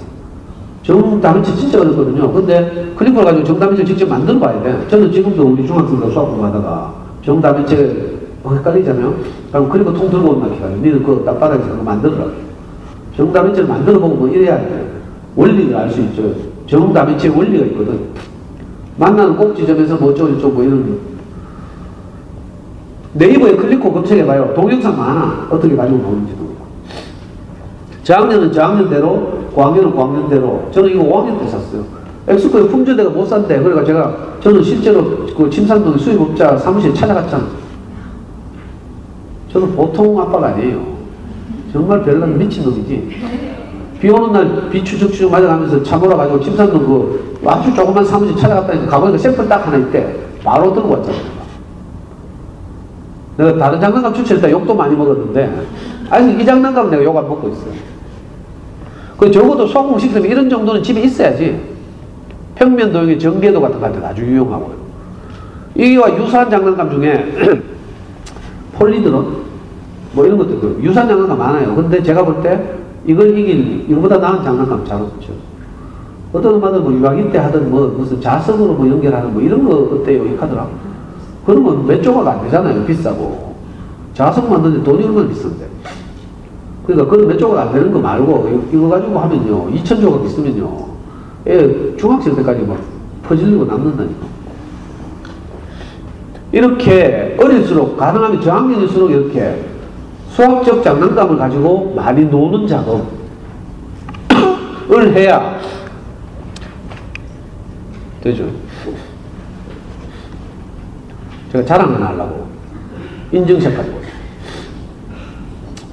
우리 초등학교 6학년인데 그때 교육감님이 갑자기 바뀌었어요. 이 교육감님이 창의력을 가장 중요하게 생각하는 분이었어. 그래서 갑자기 제1회 초등학생 창의력 경기대를 했잖아요. 대구광역시 초등학생 창의력 경기대요. 한 학교 대표를 한 명씩 뽑아가지고 대구 교대에 보내래. 그럼 우리의 앞산 밑에 뭐 조그만 초등학교를 한 학년에 3학급밖에 없는 학교 다니거든요. 그 100명 중에 운 좋게 대표를 뽑혔어요. 그래가지고 저 대회 갔잖아. 대구 시내 그 당시 초등학교 190개 있었는데 각 학교에서 진짜 똑똑한 분들이 많이 왔어요. 갔다 오더니 우리가 자꾸 발표를 기다려요. 그건 내가 상처받을 거 발표 기다리지 말라고 위로했잖아요. 아빠는 니를 지금 초등학교 때 상 받은 거 키우는 게 아니고 마라톤처럼 멀리 보고 키운다 하면서 니는 수능 때 전국 수석하면 되니까 지금 뭐 상 받은 거 하지 마라 하면서 별로 반응이 없네. 아무 다 비웃어야 정상인데 제 말이 들리긴 들려요. 근데 있잖아요. 발표를 기다려야 되니까 내가 왜 발표를 기다리지 말아야 되는가 하면 그때 아직 교육적 영재 이런 거 없을 때 대구에서 제일 똑똑한 애들은요. 경북대학교 수학과학 영재교육원 5, 6학년들 교수들하고 주말마다 만나가지고 사사과정하고 이랬거든. 걔들이 전부 학교 대표 나왔어요. 제가 이름도 안 해서 지금도 아직도 기억하는 게 있다니까. 대구가 난 천재 이런 애들이 나오는데 우리 애가 그렇게 되겠어요? 근데 애들 발표를 자꾸 기다리는 건 뭔가 감이 좋은가 봐. 나중에 발표가 났어요. 우리 몇 등 한 줄 알아요? 응? 1등 했으면 전 대구 안 사람. 책 내고 바로 서울 올라가가지고 지금. 근데 우리 이 대회에서 5등 했어. 5등. 1등 한 명에게 금메달, 2, 3, 4등 3명에게 은메달, 5등부터 9등에게도 동메달. 너무 신기하더라고. 아무 상관 없이 그냥 책 많이 읽고 저하고 집에서 저는 장난도 갖고 놀고 수학 공부 하루에 4문제 하고 이렇게 했는데 그 유수한 애들 사이였어요. 살아남았잖아. 그 너무 신기해가지고요. 그때 나온 수학 문제 중에 하나가 이런 거였어요. 지오보드. 지오보드에 고무줄 그런 거 아까 보여드렸죠. 수학 문제가 어떤 게 나온지 알아요? 지오보드에 이렇게 빨간색으로 제가 지금 해놨죠. 돌기를 10개 딱 튀어나오겠어. 저기다가 고무줄을 걸어서 삼각형을 만들 때 삼각형 넓이가 2가 되도록 하라. 이게 문제였어요. 최대한 많은 고무줄을 걸수록 높은 점수를 받는 거예요.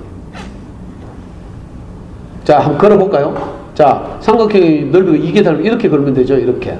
맞아요? 요걸 뺑 돌아가면서 걸면 4개 걸 수 있어. 그 다음에 요렇게 걸 수 있죠. 요렇게. 밑변 곱하기 높이가 2가 되도록 4가 되도록 나누기 2 하면 되니까 이것도 돌아가면서 4개 걸 수 있어. 문제는 핵심은 요걸 활용하는 거죠. 이걸 활용해서 넓이가 2가 되도록 그런 거예요. 내가 정확하게 문제를 기억했는지 모르겠는데 우리 애 10몇 개 걸었다 하더라고. 저는 마무리 뭐 해도 안 되는데 그 내가 문제를 잘못 기억하는지 모르겠어. 하여튼 이런 식으로 아이들의 창의력을 측정하는 거죠. 수학 2문제, 국어 2문제, 사회 2문제, 과학 2문제 나왔거든. 국어 문제 어떻게 나온지 알아요? 작년에 와서 이야기했는데 무슨 질문이 나왔는가 하면요. 은행나무에 관한 질문. 은행나무는 2억 년 전부터 지구상에 출현해서 지금까지 멸종하지 않고 각 대륙에서 여전히 번성하고 있다. 근데 다른 어떤 종들은 출현했다가 지구상에서 사라지고 멸종되고 있다 하면서 은행나무가 인류에게 주는 유익은 이런 것들이 있다 하면서 긴 지문을 주고 문제 딱 하나. 네가 생각하기에 6학년 보고 이렇게 네가 생각하기에 은행나무가 지금까지 멸종하지 않고 있는 이유를 생각나는 대로 써라. 근데 생각하는 힘이 없으면 논리적 사고 없으면 못 쓰는 거죠. 말이 좀 먹히나 모르겠네. 어릴 때 뭐 해야 되는지를 지금 내가 말하고 싶어가지고. 아까 그거 있잖아, 매달려. 우리가 지금 진짜 발표를 받아왔잖아? 그것도 학교로 전달해가 학교에서 뭐 텔레비전 중계하는 상황에서 교장 선생님이 얼마나 애 기분 좋겠어요. 근데 난 깜빡 잊고 있었잖아. 그랬다가 작년에 우리 애가 대학 졸업하고 작년에 이제 4월달에 출국했는데 외국에서 산다고 제가 우리 애 방을 쓰려고 방 치우다가 우리 애 방 정리하다 발견했잖아요. 그래서 내가 지금 급히 찍어가지고 지금 엄마도 이런 이야기 많이 하죠. 동네 언니들 이렇게 코치하고 관계 나빠지니까 빨리 보내라 하고 막 이래가지고 학원 보내서 성적이 올랐다? 이거 완전히 상농된 경우에 가능하죠. 20몇 점 받다가 갑자기 막 어디 가서 공부 좀 하면 뭐 점수 확 오르거든. 이런 경우를 제외하고는 공부는요 자기가 해야 돼. 자기가 직접 문제와 싸우면서 설거지도 지가 직접 해봐야 돼. 저는요 지금 세탁기 못 돌리거든. 세탁기에 대한 두려움이 있어요. 왠지 알아요? 한 번도 안 해봤거든. 근데 우리 마누라 죽고 없으면 내가 하겠지. 근데 지금은 한 번도 안 해봤으니까 좀 뭐 자격 미달 남편이긴 하지만 두려움이 있어요. 저는 쓰레기 분리수거 이건 나 두렵다니까. 어떻게 하는지 몰라. 쓰레기 분리수거하는 엄마들 보면 자랑스러워. 존경스러워. 난 직접 안 해봤어요. 설거지는 가끔 해봤는데요. 내가 설거지를 하다 보니까 마누라한테 잔소리할 게 너무 많아. 아니 너무 서글픈 거라 살림하는 게 꼬라지가. 저는 꼼꼼해가지고요 막 그래가지고 내가 살림을 시작하면요 손댈 게 너무 많아가 내가 채웠잖아. 그럼 싸워야 되니까. 냉장고 정리하는 꼬라지 보면 있잖아요. 확.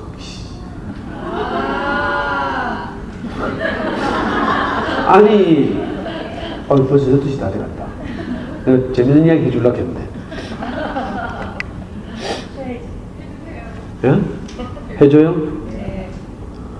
아니 우리 신혼 초에 세탁기를 시집올 때 사왔을 거 아니에요. 그때는 세탁기가 납작했어. 200몇 리터짜리.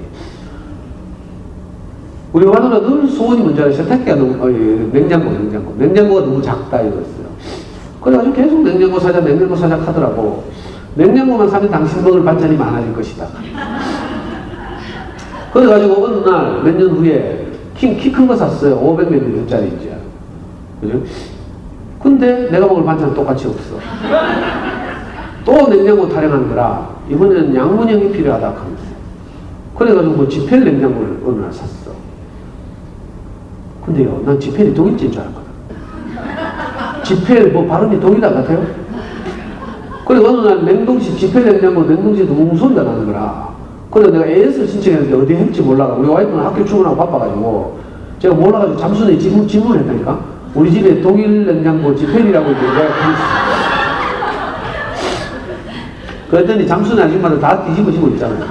그걸 삼성 건데요. 근데 지폐를 샀잖아요. 여전히 왼쪽 문 열면요 뭐 두두두둑 떨어진다. 냉동된 뭐 식재료는 왜 그래 많은지 몰라.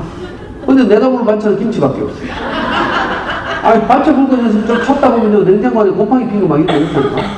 항상 곰팡이 발견돼가지고 내가 두려워서 냉장고를 안 뒤지잖아. 그러니까 우리 아이가 하는 말이 김치 전용 냉장고가 필요하대. 아니 우리 애는 서로 가고 웃고 있잖아요. 우리 두 식구 사는데 그 김치 샀잖아. 김치. 근데도 여전히 내물 반찬은 김치밖에 없어. 근데 냉장고 문 열어보면 뭐가 그래 까맣고. 저 지금도 미스테리. 자 이번에 몇 년 전에 갓 지은 아파트 이사를 갔거든요. 거기 가니까 빌트인 LG 김치동이라고 하나 더 있더라. 빌트인 냉장고, 그 김치 냉장고. 두 식구 사는 데 있잖아요. 지펠 있지, 김치 있지, 김치동 있지. 근데 내가 반찬 찾으려고 하면 여전히 내 이야기를 왜 하는 줄 알아요? 환경이 나아져도 행복이 나아지진 않는다. 여러분들 아이들 공부 잘하면 내가 만족하고 안심되고 안 불안할 것 같죠? 성적이 올라도 똑같아요. 냉장고 크기가 커져도 여전히 먹을 반찬 없는 것처럼 성적이 높아지고 이러면 너가 행복할 것 같죠? 안 그래요. 그거하고 상관없다고요. 성적이 높고 공부를 잘하게 되면 안정된 직업을 가질 확률은 좀 높아져. 사자 돌림될 확률은 공부 잘하면 높아지죠. 근데 행복은 아무 상관없어요. 저는 애 공부 꽤 잘했거든요. 공부를 잘할수록 더 불안해요. 이상하죠? 차라리 맨날 공차는 애들은 하나도 안 불안한데 전교 1, 2등 하는 애들은 기말고사 되면 막 불안하다. 맞지 않나요? 공부로부터 해방된 아이들은 게임하고 PC방에 가 있거나 축구하거나 아주 중요한 이야기인데 너무 막 공부에 목숨 걸지 말라니까 제가 해보고 제가 철저히 실패하고 말하는 거예요. 우리 애가요 예를 들어서 반에서 1등 하잖아요. 그 만족할 것 같아요? 아니에요. 전교 몇 등인가? 이 생각이 저절로 들어. 그래서 전교권에서 논다니까, 이제. 심지어 엄마들 사이에 전일모라고 전교 1등 모임도 있어. 전교 1등 하는 엄마들의 모임. 영재원 다니는 엄마들의 모임 이런 거 있듯이. 기가 막힌다니까? 전교 1등 하면 안 치면 될 것 같죠? 전교 1등 하면 어디 가야 돼? 서울대학 가야 되죠? 서울대학이 정원이 몇 명인 줄 알아요? 2,900명. 학부 정원이. 전교 1등은 몇 명인 줄 알아요? 전국에 고등학교 1,700개 있어. 전교 1등은 3,400명. 문과, 이과 합해가지고. 자, 전교 1등이 많아요? 서울대 정원이 많아요? 그래, 전교 1등에도 서울대 가면 보장이 없어. 더군다나 전교 1등 하는 놈이 농업생명과학대학 원예학과 가고 싶겠어요? 과도 좋은 데 가고 싶겠지. 서울대 정원이 2,900명이지만 지가 가고 싶은 과를 추려내잖아? 그러면 우리 애가 가려고 하는 과는 52명밖에 안 돼. 법대 없어지고 나서 서울대에서 제일 좋은 과가 경영학과예요. 그것도 제일 높고, 서울대 경영학 정원이 140명인가 이래. 수시로 다 뽑고 나면 정시로 수능 성적으로 가는 과는 52명밖에 없어. 자, 전교 1등 한다고 안심 되겠어요? 전혀 안 그래요. 우리 애는 모의고사에서 5등, 전국 5등 한 적도 있어. 진짜로. 실제 수능에서는 0.05% 했어요. 잘했죠? 0.1%는 공신이라고 하는데. 근데 내가 기뻤겠어요? 이거 해봐야 되는데. 엄마는 속을 잊어내잖아. 야, 우리 애도 그 정도 받고 나서 내가 한번 경험해보고 싶다. 피를 말린다니까? 0.05%인데 전국에서 한 200등에서 250등 했어. 서울대 경영과 정시로 몇 명? 52명 모집해요. 200등 했어. 기쁘겠어요? 다리 풀린다니까. 우리 집 냉장고 이야기하는 그거예요. 공부를 해서 성적이 오른다고 무슨 행복이 찾아올 것 같지? 천만이 왔어. 그거 없어. 유명한 동화책 한번 읽어봐요. 꽃들에게 희망. 그 동화책 보면요, 애벌레들이 막 구름 위로 올라갔다 높이 올라가면 뭔가 나비가 될 줄 알고, 그래서 홀홀 날아서 뭘 볼 줄 알고, 그래서 애벌레들이 서로 막 밟아가면서 구름 꼭대기 위까지 올라가죠. 올라가면 아무것도 없어요. 근데 위에 올라간 애들은 아무 말도 안 해요. 왜? 위로 올라가야 아무것도 없다 이 말 하려고 하니까 자기들 고생하기 너무 아깝거든. 그래서 아무 말도 안 하고 입 다물고 있다니까. 신기하죠? 지금도 애벌레들이 올라가고 있어. 근데 거기서 탈락한 어떤 한 애벌레가 그냥 나무가지에 매달려 있었어. 무슨 말인지 알아요? 누에 고치처럼. 매달려 있었는데 어느 날 때가 되니까 뭐가 돼요? 나비가 돼. 근데 막 그 높이 올라가야 나비가 될 줄 알아. 우리가 행복도 이런 거예요. 내가 뭐 성취하고 경쟁에서 이기고 높이 올라가야 행복이 찾아올 줄 알아. 우리 집으로 말하면 냉장고가 계속 커져야 먹을 반찬이 좀 있을 것처럼. 그건 아니라고. 마치 저 산 너머에 걸려있는 무지개 잡는 거하고 비슷하죠. 산 너머에 무지개 걸려있는 거 같죠? 넘어가봐 무지개 있는가? 또 뒷산 너머에 있어. 이상하다니까. 아이들 키우면서요, 공부를 잘 시켜서 행복을 찾으려고 하면 안 돼. 그게 아니고 오늘 하루를 살면서 우리 아이가 나를 행복하게 하는 걸 찾아야지. 엄마들 이야기 들어보니까 하루 종일 싹 빠지게 고함 지르고 막 들들볶고 했는데 잘 때 되면 결산에 걸로 우라통 터진다네. 진도는 진도대로 안 나갔고. 그렇다고 해서 애들이 행복하게 했나면 그것도 아니고. 그리고 어린 1학년 엄마들이 우라통 터진다. 이상하죠? 마치 손바닥으로 모래를 잡는, 물을 잡는 거죠. 손가락 사이도 다 빠져나가고. 그래서 정신 차려야 돼요. 오늘 아이들 학교 갔다 온 게 정말 아이들 자랑스러운 일이죠. 그러면 내가 오늘 하루 아이를 보면서 행복할 수 있어요. 근데 학교 갔다 오고 당연한 거잖아. 남들도 다 가는데. 이렇게 생각하면 행복할 게 하나도 없어. 학교 갔다 오면 얼마나 자랑스러운 건지 알아요? 저는 우리 애가 중학교 고등학교 다닐 때 너무 자랑스러웠어요. 진짜. 왜? 저는 한 번도 교복을 입어본 적이 없거든. 우리 애는 저를 대신해서 교복을 입고 학교로 가잖아요. 너무 자랑스러워서 내가 뒷가족을 막 찍으려고 했다니까. 근데 이 새끼 이거는 뭐 초상권 침해다 해갖고 막 얼굴 절대 안 보여주고 막 이래가지고 내가 한 번도 못 찍었어. 근데 제 속마음은 너무 진짜 기쁘고 자랑스러워. 이런 거라 예를 들면. 그죠? 일상에서 그냥 흔히 지나가는 것들이 사실은 너무 소중한 거죠. 오늘 아이들이 학교 가서 하루를 잘 생활하고 돌아와요. 이게 정말 기특한 일이에요. 생각을 바꾸면. 그래서 아이들을 안고 돌아오면요, 꼭 안아주고 기특하다 하고 학교에서 뭐 다른 일, 특별한 일 없었나 물어보고 이래야 되죠. 독한 엄마들은 애 오늘 시간에 딱 맞춰서 과일 딱 깎아놓고 애들 들어오자마자 손 씻고 빨리 과일 먹고 할 일 하자. 숨 돌릴 시간을 안 줘. 애들이 학교 갔다 오는군요. 집으로 돌아오는 게 아니에요. 아파트로 돌아오는 게 아니고 사실은 엄마에게로 돌아오는 거예요. 엄마 품으로. 그러니까 영어로 말하면 하우스가 아니라 건물이 아니라 홈으로 돌아오는 거예요. 가정으로. 그러니까 엄마들 품에 안겨서 따뜻한 위로도 받고 이래야 되죠. 자기들끼리는 학교 가서 비교당하기도 하고요. 그죠? 뭐 여러 가지 일들이 일어나요. 재밌는 일도 있지만. 그러니까 자기들대로 그것과 싸워서 이기고 학교 생활을 하고 돌아오는 거죠. 정말 자랑스러운 일이에요. 옛날에 처음에 어린이집 보낼 때 한번 생각해봐요. 막 안 가겠다고 울고 지랄하고 막 같이 부둥켜고 울고 막 이런 경험 없어요? 그랬던 애가 어느 날부터 막 아침 일찍 일어나가 학교를 간다니까? 당연히 가야 된다는 듯이 너무 안 기특해요? 애 키우는 건 이런, 그러니까 행복은, 그죠? 조건과 환경이 변한다고 오는 게 아니에요. 처음에 아파트 마련은 행복할 줄 알았지. 아파트 마련 해봤잖아. 행복합니까? 며칠 안 가.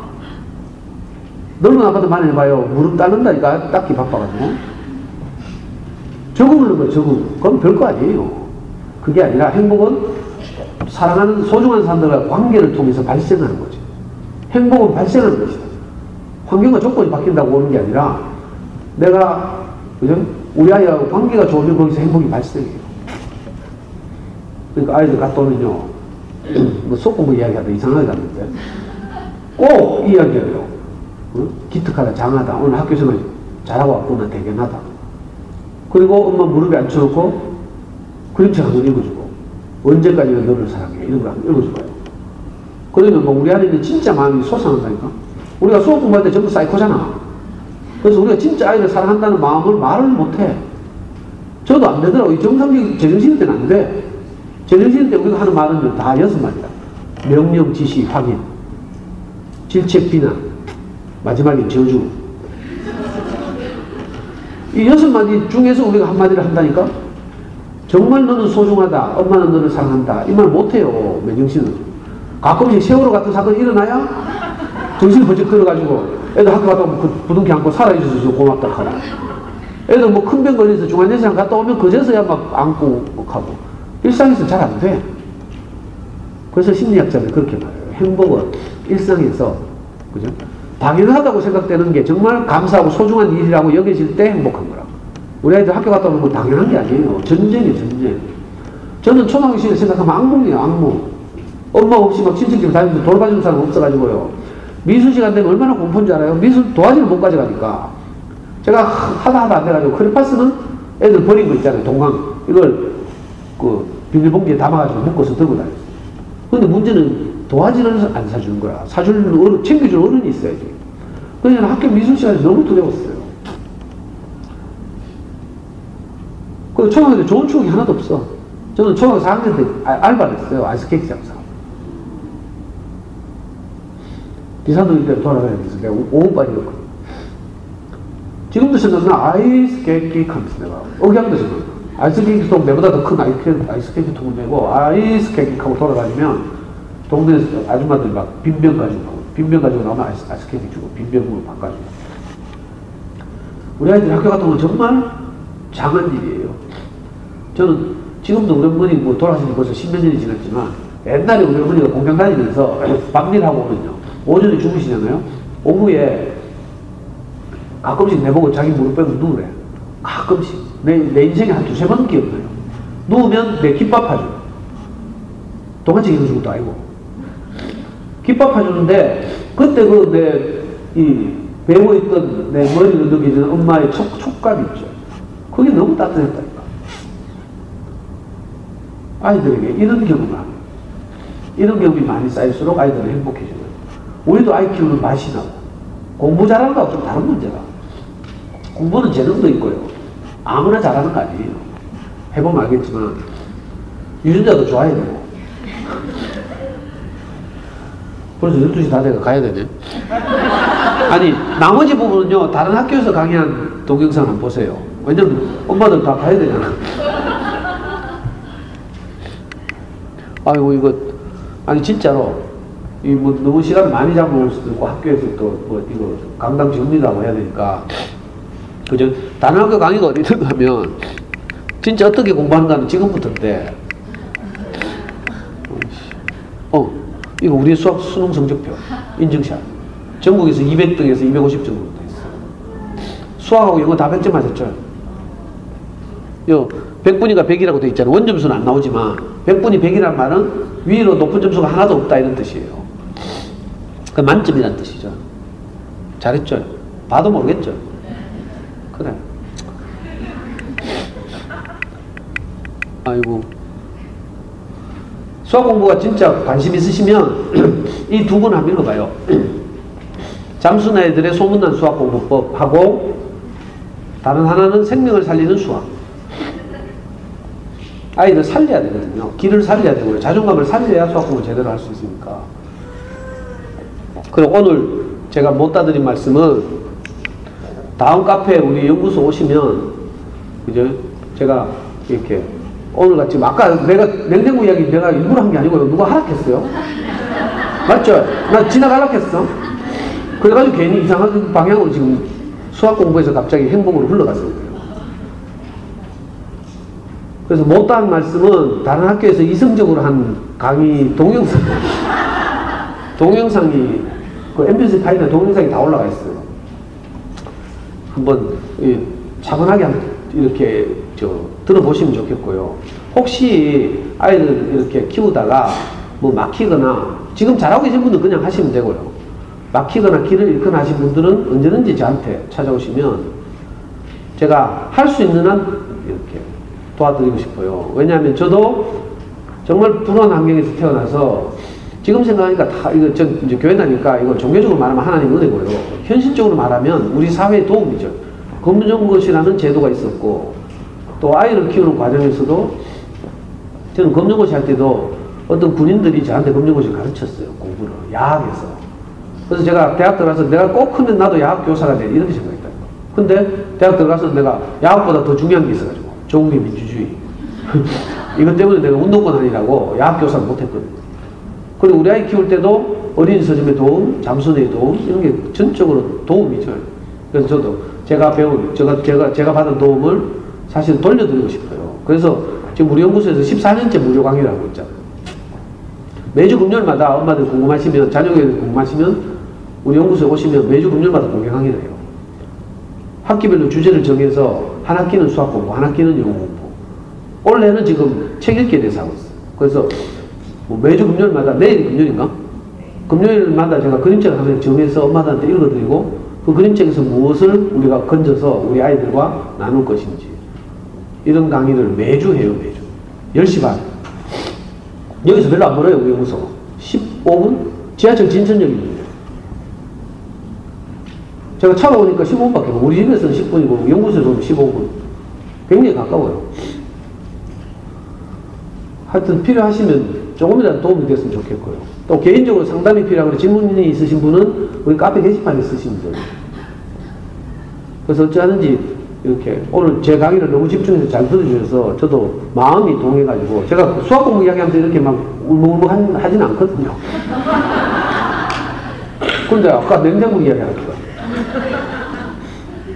그냥 냉장고가 커져도 내 먹을 반찬이 없는 것처럼 우리가 형편과 처지가 나아져도 그것 때문에 행복하진 않다. 물론 없는 것보다 낫죠. 편리해. 그죠? 경제적으로 부유하면 좀 편리해. 사는데 편리하긴 하지만 그것하고 행복은 아무 상관이 없다. 그래서 행복지수가 제일 높은 나라가 방글라데시잖아요. 그죠? 관계가 좀 행복해요. 사람과 사람 사이 관계가 좀 행복하고 아무리 잘 살아도 부자재간에 소송하고 이렇게 사면 절망적이죠. 그래서 잘 사는 사람들 보면요. 우리나라 재벌들 다 소송하고 있다니까. 부자재간, 형제재간. 관계가 좋으면 행복하다. 행복은 관계 속에서 발생하는 것이다. 이걸 꼭 기억했으면 좋겠고요. 어찌하든지 우리 아이들을 깊이 우리 마음, 우리 원래 깊은 곳이 이 마음이 있거든요. 저는 우리 아이 키우면서 보니까 내가 우리 아이 꿈속에라도 들어가서 힘센 애들한테 괴롭힘 당하잖아요. 내가 정말 꿈속에라도 들어가고 싶다니까. 근데 내 꿈속에 못 들어가가지고 할 수 없이 기도하잖아. 신이 있다면 우리 아이를 지켜주세요. 이렇게. 그리고 저는 솔직히 말하면 우리 아이 키우면서 가장 많이 한 말은요. 저는 그럴 때는 물론 막 니는 100점 맞으면 아빠 아들이고 한 개라도 틀리면 뒤진다. 내가 이렇게 생각했지만 제가 천수고 나서는 우리 아이한테 가장 많이 한 말이 있잖아요. 아빠는 어떤 경우에도 너를 사랑한다. 마지막으로 진짜 제가 좋은 아빠로 소문나가지고 사실 맨날 바로 차고 이랬는데 좋은 아빠로 소문나가지고 제가 토요일 아침 만나게 나갔잖아요. 원래 우리하고 같이 출연하기로 돼 있었는데 우리 애가 사춘기 때 쪽팔린다고 못 나가요. 그래서 저 혼자 녹화했어요. 1시간 동안. 녹화를 하고 아나운서가 마지막으로 와더니 녹화 방송 보시는데 한마디 하라 하더라고요. 근데 제가 진짜 카메라를 똑바로 보면서 아이돌처럼 카메라를 아이돌도 왜 카메라 쳐다보잖아 하면서 막 하죠. 뭐. 저도 카메라를 똑바로 보면서 유언처럼 말했다니까. 사랑하는 내 아들아, 아빠는 어떤 경우에도 너를 사랑한다. 네가 오늘 아빠가 한 말을 앞으로 살 동안 잊지 않았으면 좋겠다. 이게 제 유언이에요. 저는 우리 아버지 일찍 돌아가셔가지고 저도 항상 일찍 죽을 줄 알았어요. 그래서 어릴 때 우리 아이한테 아빠의 죽음에 관한 책 많이 읽어줬어요. 읽을 때마다 내가 우는 거. 근데 지금까지 살아있어요. 너무 감사한 일이죠. 그러니까 일상에서 당연한 일이 사실 알고 보면 정말 감사한 일이에요. 우리 아이들이 지금 잘 자라서 학교 생활 잘하고 오늘도 학교 갔죠. 돌아오면 너무 자랑스럽잖아요. 꼭 안아주고요. 장가도 하고 학교에서 교장선생님도 물어보고 그죠? 언제까지나 너를 사랑해 이런 문제 꼭 한번 읽어주고 그 다음에 일과를 해도 하고 돌리도 돌리라고. 이거 안 하고 하니까 애들은 자꾸 자존감 낮아져요. 공부를 잘하려면 자존감이 높아야 돼요. 공부뿐만이 아니고 어떤 영역에서든지 자기 할 일을 통닭집을 해도 자신감 있게 잘하려면 어떻게 해야 돼요? 자존감이 높아야 돼요. 똑같은 장사를 해는 거예요. 그러니까 자존감이 높아지면 어떻게 해야 돼요? 우리가 아이들 향한 어떤 마음을 아끼지 말고 적극적으로 끄집어내서 쑥스럽지만 표현해야 돼요. 저는 생긴 게 그렇게 생겼어요. 아빠는 어떤 경우는 너를 사는데 이렇게 말하게 생겼어요. 말 못하게 생겼잖아요. 경상도 남자고. 저는 감정 표현을 진짜 못하거든요. 근데 신기하게도 내가 행복해야 돼요. 우리 아이들 행복해야 되니까 어느 날부터 이 말을 계속 하게 됐어요. 시간만 많으면 막 이 말을 해서 진짜 어떤 효과가 있었는지 내가 막 몇 시간 말하고 싶지만 오늘 시간이 다 돼서 혹시 시간 나시는 분은 우리 금요일 강의에 오시면 그죠? 언제든지 들을 수 있고요. 또 시간이 안 되시는 분은 그 카페에서 다른 강의는 도움이 되면 좀 보시면 좋겠고 작년에 이렇게 제 강의를 좋게 생각하시고 또 학교에 이렇게 써서 원래 다시 불러주셔서 너무 감사하고 내년에 한 번 더 불러주시면 내년에는 사교육비를 현저하게 절약하는 엄마표 영어 공부에 대해서 말씀드리겠습니다. 잘 들으셔서